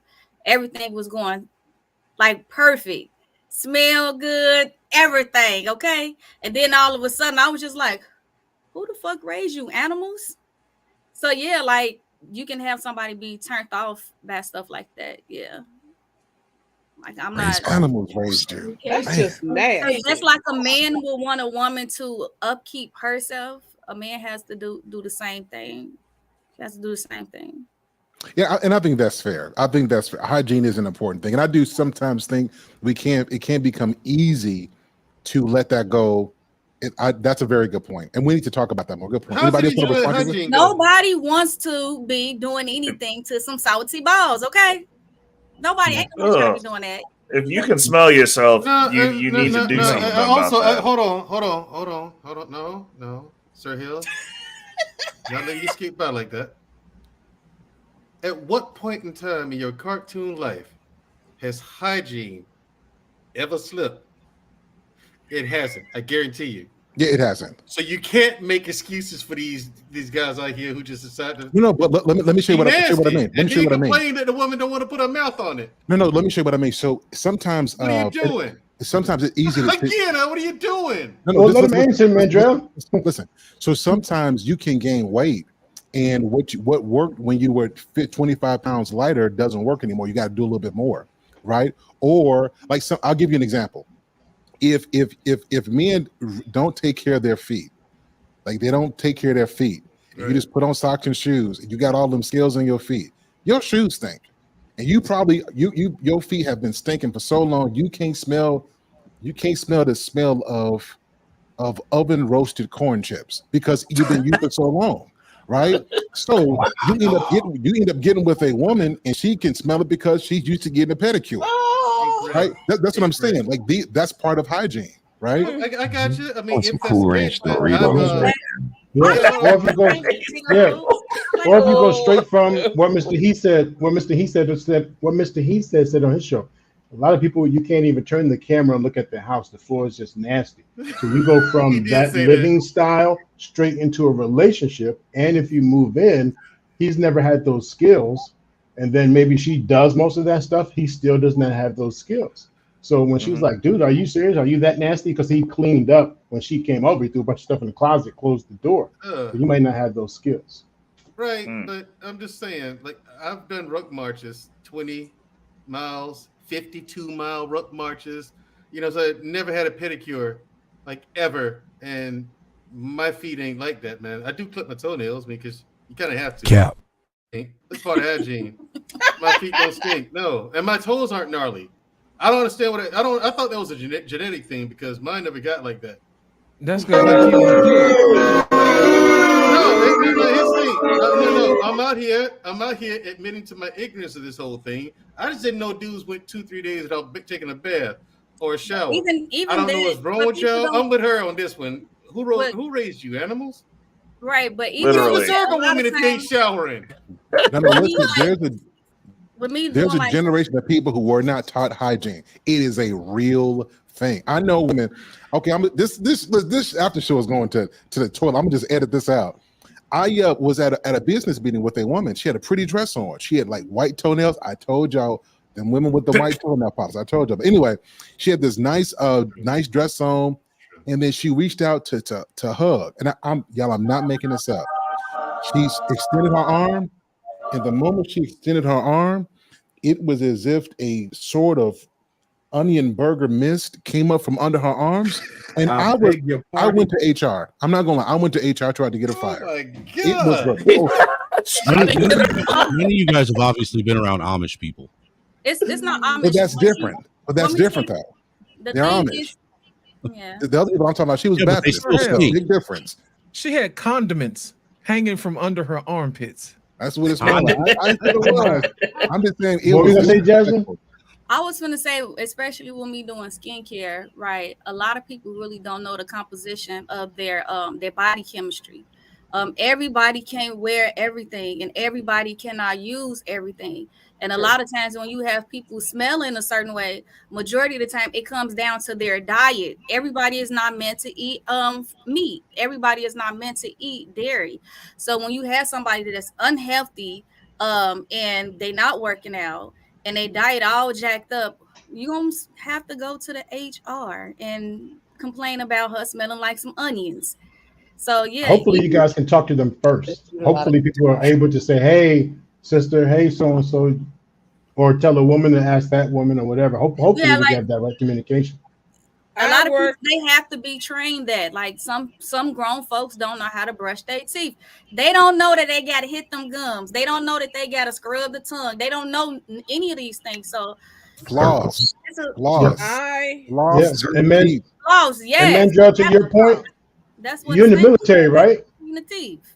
In between the You ain't like I never, said, Mandrell, you ain't never had 3 or 4 days humping out there in the military where you guys didn't stop for a shower and do all that. You know what it's like to be musty. Come on, don't act like No, you ain't never. he's saying musty, but I'm not in the field. We're not in the field out here, Doc. And also with your feet, just keep your feet dry, gentlemen. I mean, Yep, that's the key I get, right there. I get it. Like guys, men aren't Spoken like a trained man. as No, civilians take to care of your feet. actually take care of your feet, right?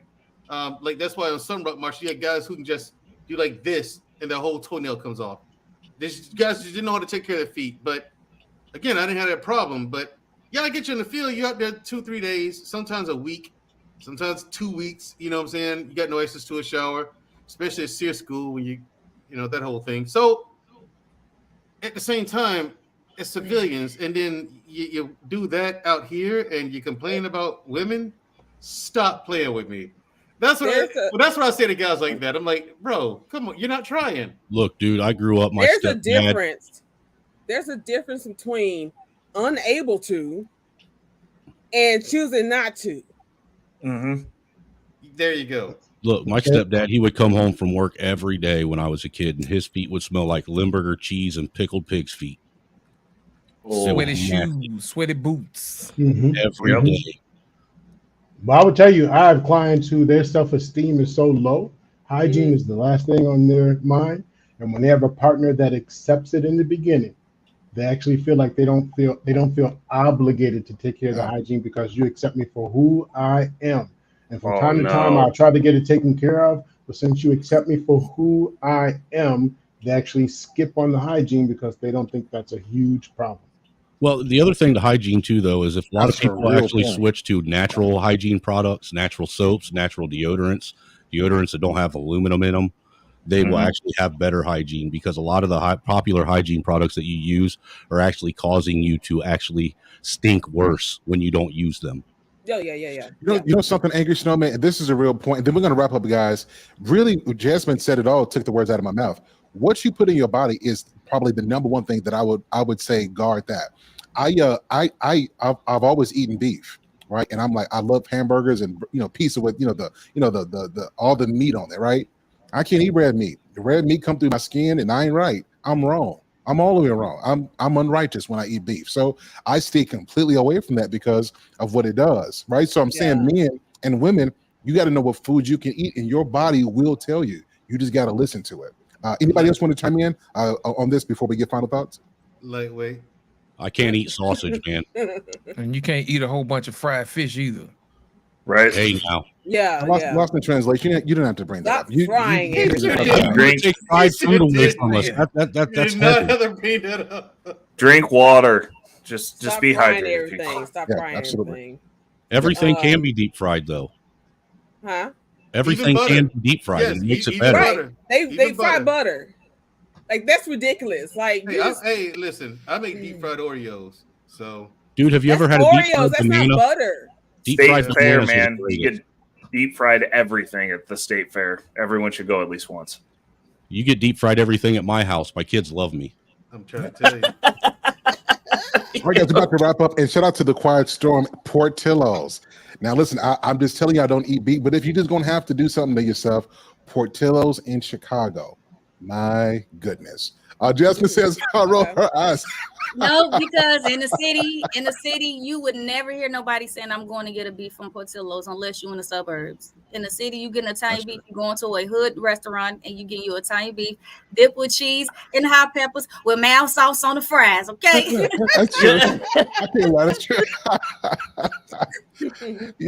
Listen, so a dope show, y'all. Angry Snowman, thanks for coming up here. Really appreciate you. And since you're up here, we're going to get final thoughts. Let's start with Dr. Nakumbe. Actually, I'm going to end with Dr. Nakumbe because I want you to give us all some help on how to use regret instead of being hindered by regret. So let's start with the Harris tribe. Thank you guys for being here. It was good to see you on the show today. It is always fun. What are you guys' final thoughts on our topic tonight? And then how can we connect with you as well? Oh man, it's gonna be many things you regret doing. Mistakes we make, trial and error. It's just a part of life. The feeling of holding on to it, like Reckless said, is something that we don't want to do. Mm-hmm. So get the lesson out of it and try to not repeat it, so you don't have to keep regretting. All right, that's it. True indeed. I'm gonna go with Lost in Translation. I believe regrets is the reflection of things not done, experiences not played out, and choices not chose. So, always stay true to yourself, always stay true to your heart, and always try to eliminate the regrets. We're going to have to live with them regardless. So try to make them far and few between. We are the Harris tribe. We are in these streets every Thursday, every Saturday, and every Sunday. People mostly remember Sunday. Thank you, Miss Shame Lady. But we are here. Shame. Shout out to everybody. Thank you for having us, Sir HALE. It is always a pleasure. Welcome back, sir. Sending love and light to you and the family. Shout out to everybody on the panel, Lost in Translation, Jazzy, Reckless, Bass, Drelly. We love all of y'all.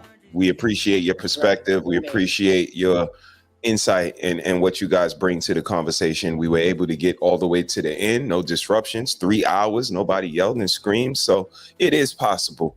Let's make conversation great again. Thank you for having us. God bless and good night.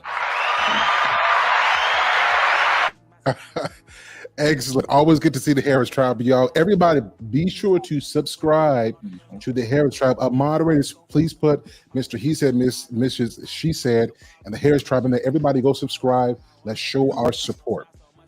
Reckless Ray, you wrecked it tonight, as usual. What are your final thoughts, and how can we connect with you as well? Final thoughts. I'm going to stick with what I said. Do not carry your failures with you.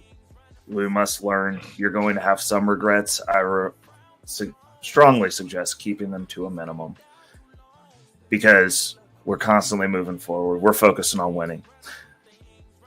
How you can get in touch with me? Okay, so obviously at Reckless Raid and Arrow. I'm over on YouTube. I'm on Instagram. Getting ready to be on some of the shorts and reels, all that fun stuff. I'm live every Thursday night for Guns and Butter. I have 2 shows that I currently have on my channel. One is crypto related. The other one is finance. Come over. We do bag talk. Shoot me questions. Drop in the comments. It's all good stuff. Shout out to the Harrises. They are awesome. They are dope. Shout out to the men who are married and holding the standard like Sir HALE. Shout out to the chat. Always great chat over here.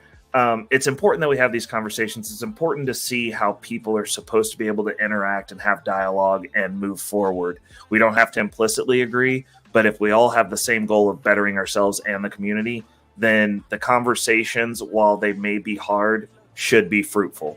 And I believe that this was a very fruitful conversation. So shout out to everybody. Reckless, Raid, and Narrow, and I'm out. Excellent. Appreciate you. A Lost in Translation podcast, man. Thanks for being here as well. What's your final thoughts, and how can we connect with you as well?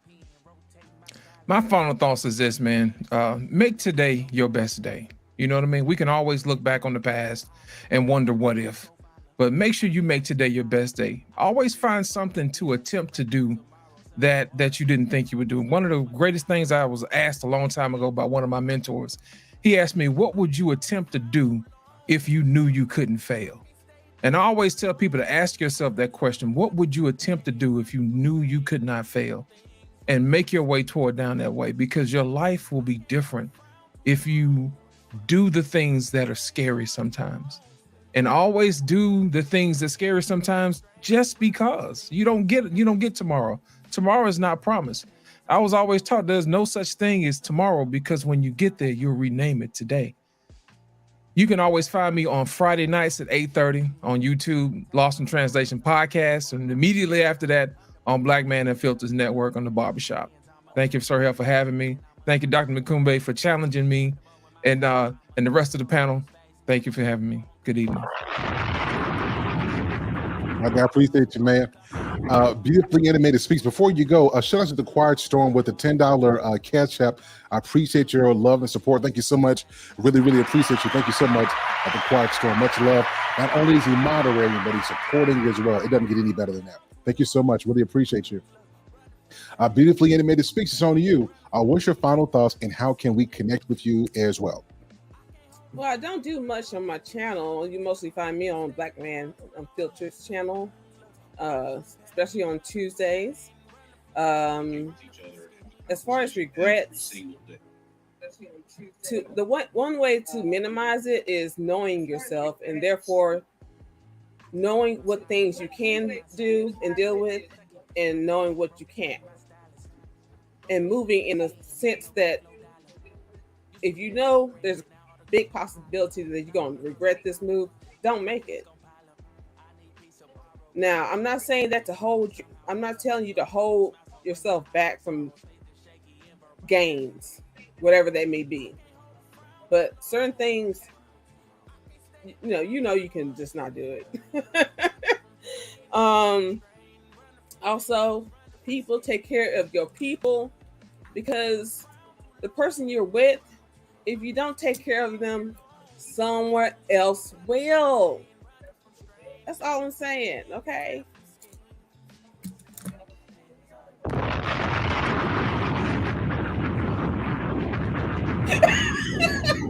We're wrong for that, baby.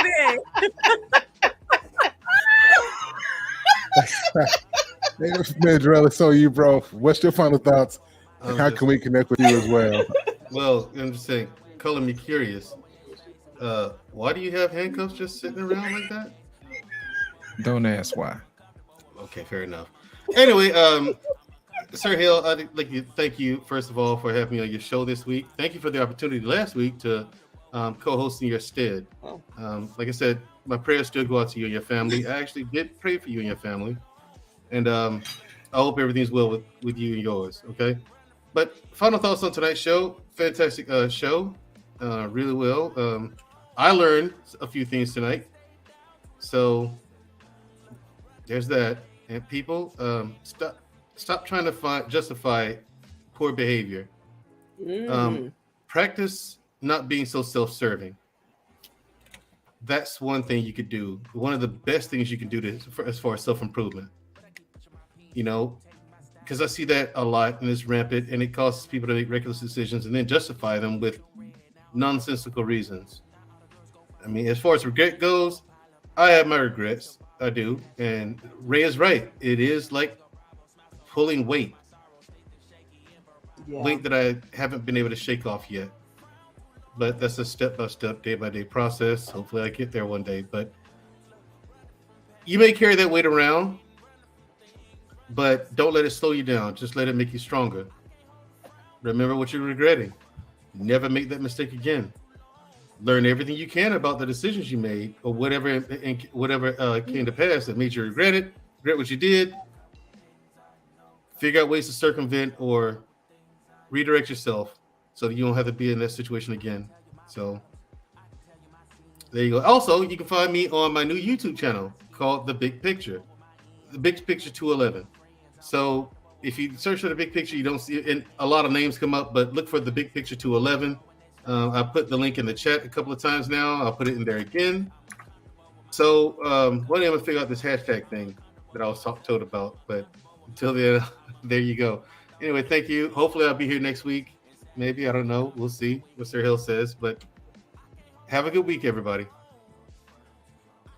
And catch us Wednesdays with Unapologetic with Mandrell and Shushu on the Black Man Unfiltered Network. With Shushu featuring Mandrell. Excuse my big brother up there, Mr. He said. You know what I'm saying? He's tough on me. He is. He's tough, but much love, Drelly. Yeah, he's got it. Listen, they remind me of my family. Like my cousins and I, we're tough on each other just like that. Like that's what I told him the other day. I said, listen, if I mess it up, call it out, bro. You know what I'm saying? I'm used to it. So yeah. Have a good week. Excellent. Appreciate you, man. And congratulations on your podcast as well. Much respect to you, brother, and wishing you much success on what you do. No problem. Thank you. Angry Snowman, thanks for coming up, man. I think this is your first time on the Sarah Speaks podcast. Thanks for being here. What are your final thoughts, and how can we connect with you as well? Well, I appreciate you for letting me come up and ruin the end of your stream. I greatly appreciate it. I appreciate everybody on the panel and everything they had to say. I mean, you guys gave a wealth of information and knowledge and great ways to improve your life, your marriage, and you know, your family unit. I would say this, you know, if you're, I would like, it's nice to finally see people on these YouTube streets that are, you know, talking and showing the positives about men and women being together rather than hearing nothing but negatives all the time. And because I think that the negative connotation when it comes to marriage and relationships that have been pushed on our young men and women is just has been very detrimental, and we're actually have been selling them short. So kudos to all you men and women up here doing that. It actually brings me great joy to see that being done now.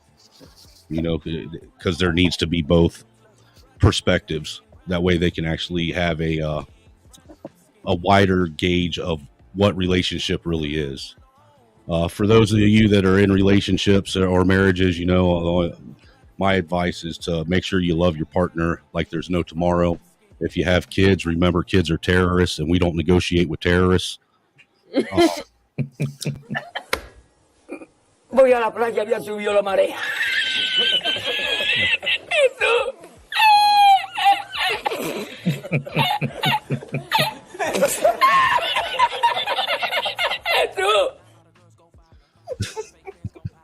But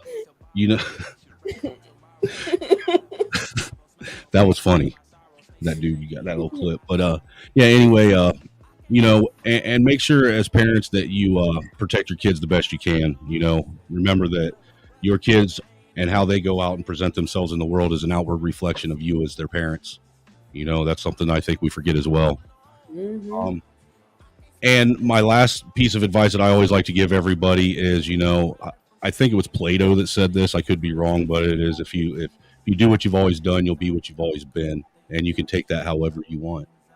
It could be both ways, But I think those are very wise words. You can find me on the Angry Snowman channel. I randomly, sporadically do streams on there. You can find me every Thursday on Reckless Ray's Guns and Butter stream.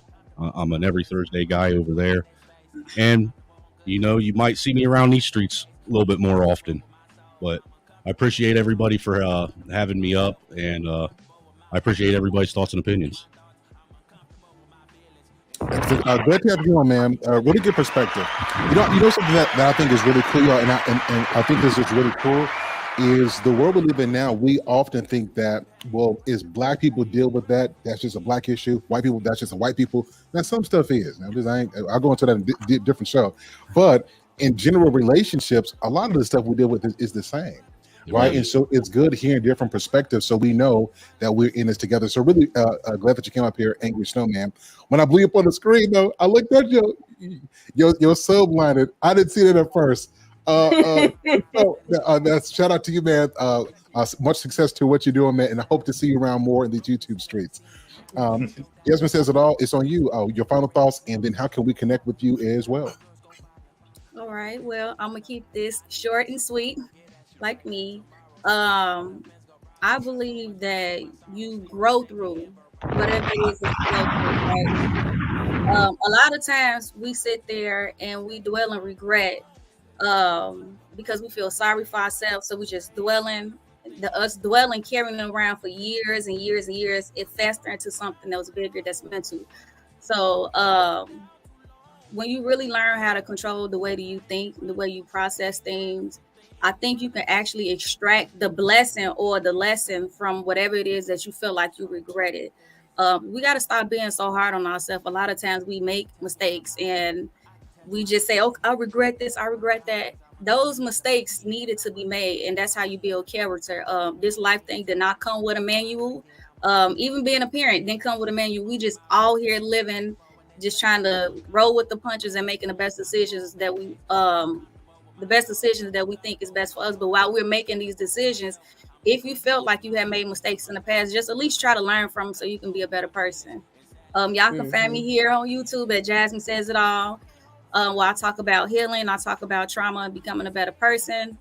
Have to be I just had a tongue, so I just got tongue tied. How to be happy and healthy.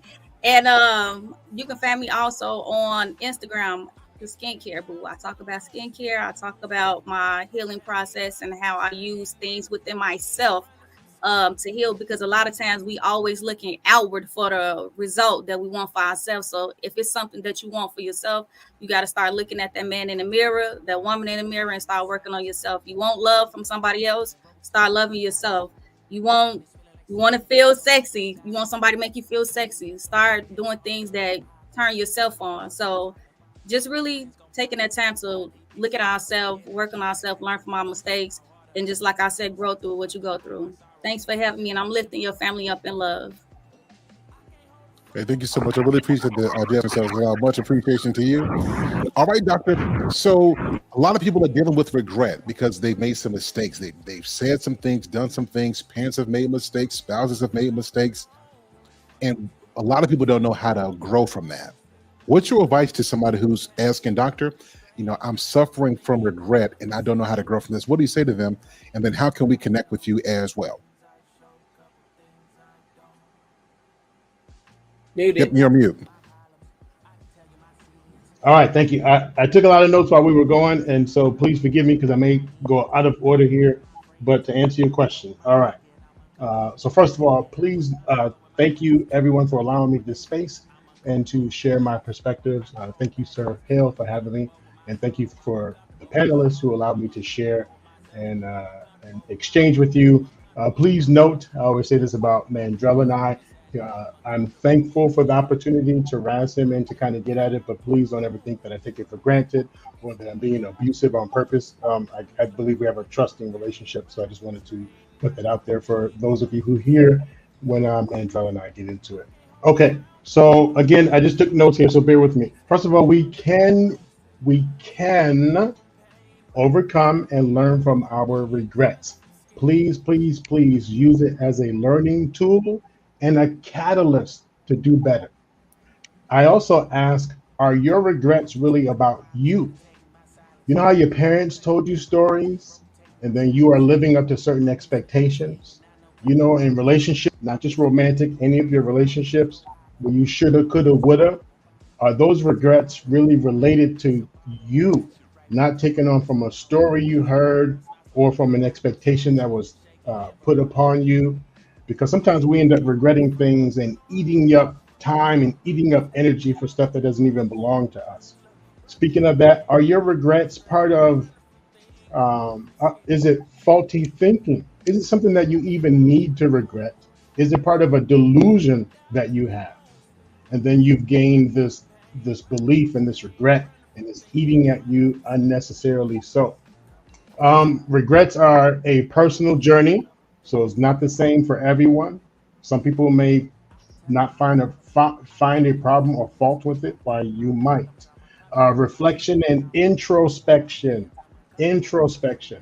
Look into those things that you regret. Look into yourself, like think about what's going on internally and why is that a regret, and learn from that, like what's going on inside. So as I speak to childhood experiences or adverse childhood experiences, are the regrets coming from that? You've always had trust issues. You've always had abandonment issues.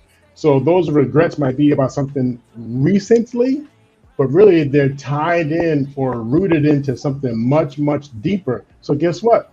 You'll continue to have that regret. Even though you made promises to change, you didn't address the core issue. So it will find its way again and again and again. And then you're regretting the fact that you even talked about it the first time. See, that's why I didn't want to talk about it. See, that's why I didn't want to get into it. Here we go again. I can't win for losing. It seems like I always get the same effery coming my way. But that might be rooted to something much, much deeper. And that changes it from a regret, from a learned behavior or a pattern of behaviors. So check into, is your regret about something that's really a pattern of behavior? A few more of these and I'll rush through. Make the changes necessary, take action, have the courage to do so and the motivation to do so, not because someone else said so. A person persuaded against their will, the same persuasion still. So no one can make you address those regrets. No one can make you make those changes. Time is limited. Now, minus your spiritual beliefs, minus the spiritual beliefs, if it's true that we only live once, time is limited. So how long do you hold on to those regrets? How long do you have an ill family member that you know you should probably talk to about something you've been holding on to and you don't, and you miss that opportunity? Those type of regrets you might not be able to get back. Then again, find ways where you can. If you are spiritual, is there a prayer you can do? Is there a way that you can put a balloon in the air or light a candle or something? There are ways you can work through those as well. Next would be practice self-compassion. Actually, let me do a different one. Who do you go to help you with those regrets? Pastors, mentors, sponsors, best friends, people you trust, significant others. So people you trust, but there are plenty of resources that you can go to help process those regrets. All right, practice self-compassion. And then I'll land my plane with this list. Because come in here. All right, so sorry.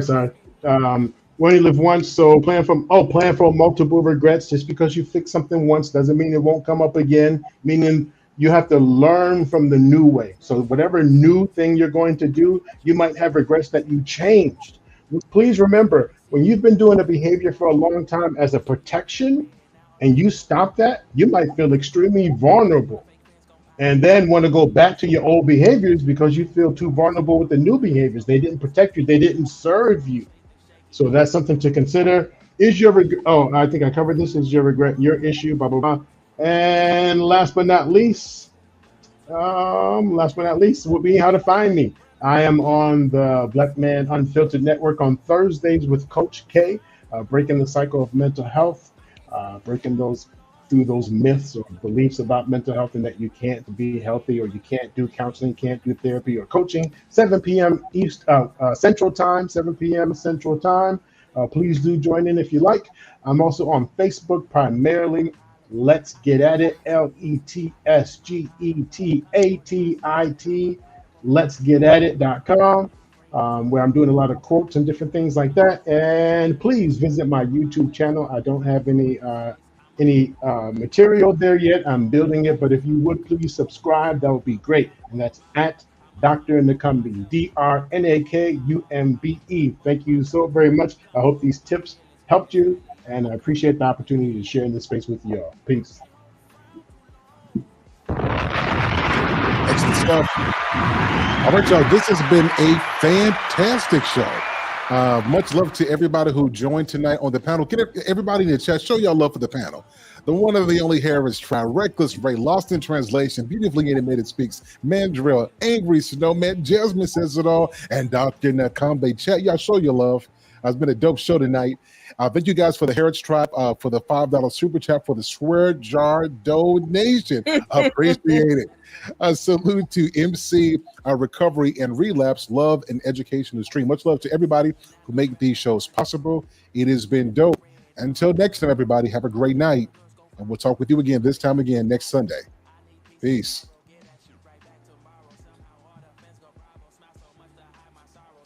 I can't hold a frown too long. I can't stay down too long. Look, running from pain, running from strain, running from things, running from schemes. I can't hold a frown too long. I can't stay down too long. Look, running from pain, running from strain, running from things, running from schemes. Couple things I know, couple things I show, couple things I don't.